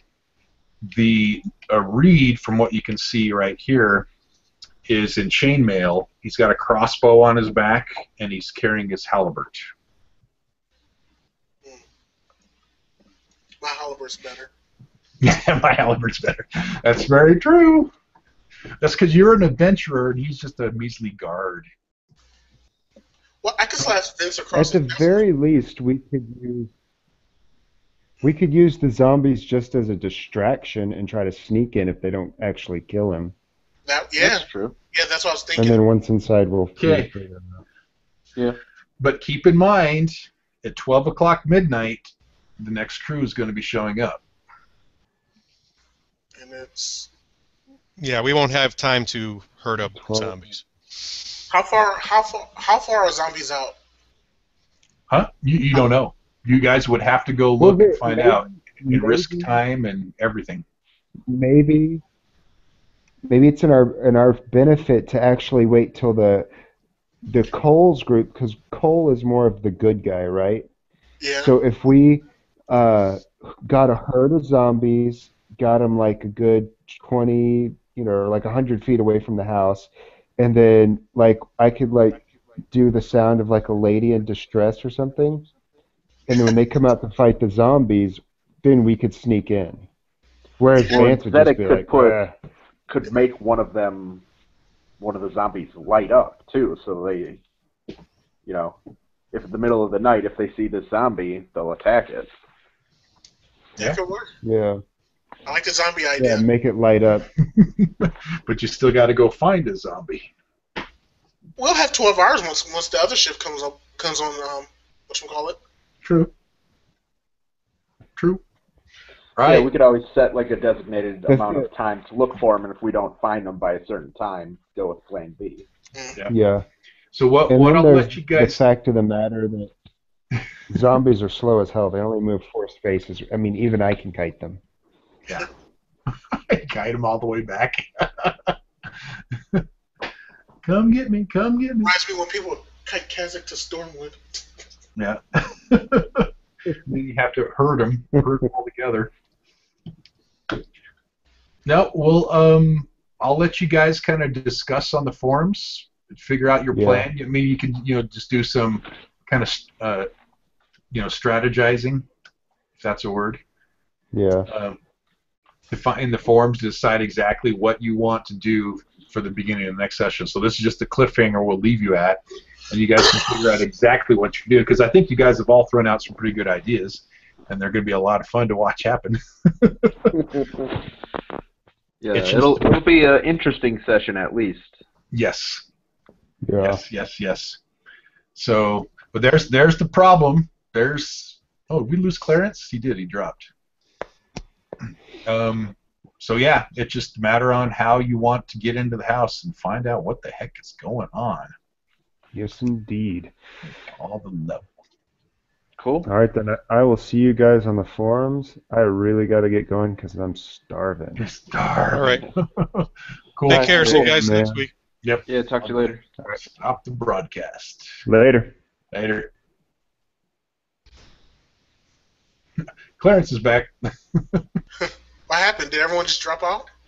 Oh no, everyone had to go. Oh, okay. You dropped off, and then everyone's like, "Oh, well, we gotta go." All So right. what they're going to do is they'll discuss in the forums about what's the best plan to do. All right. So All right. See you next week. later. Later.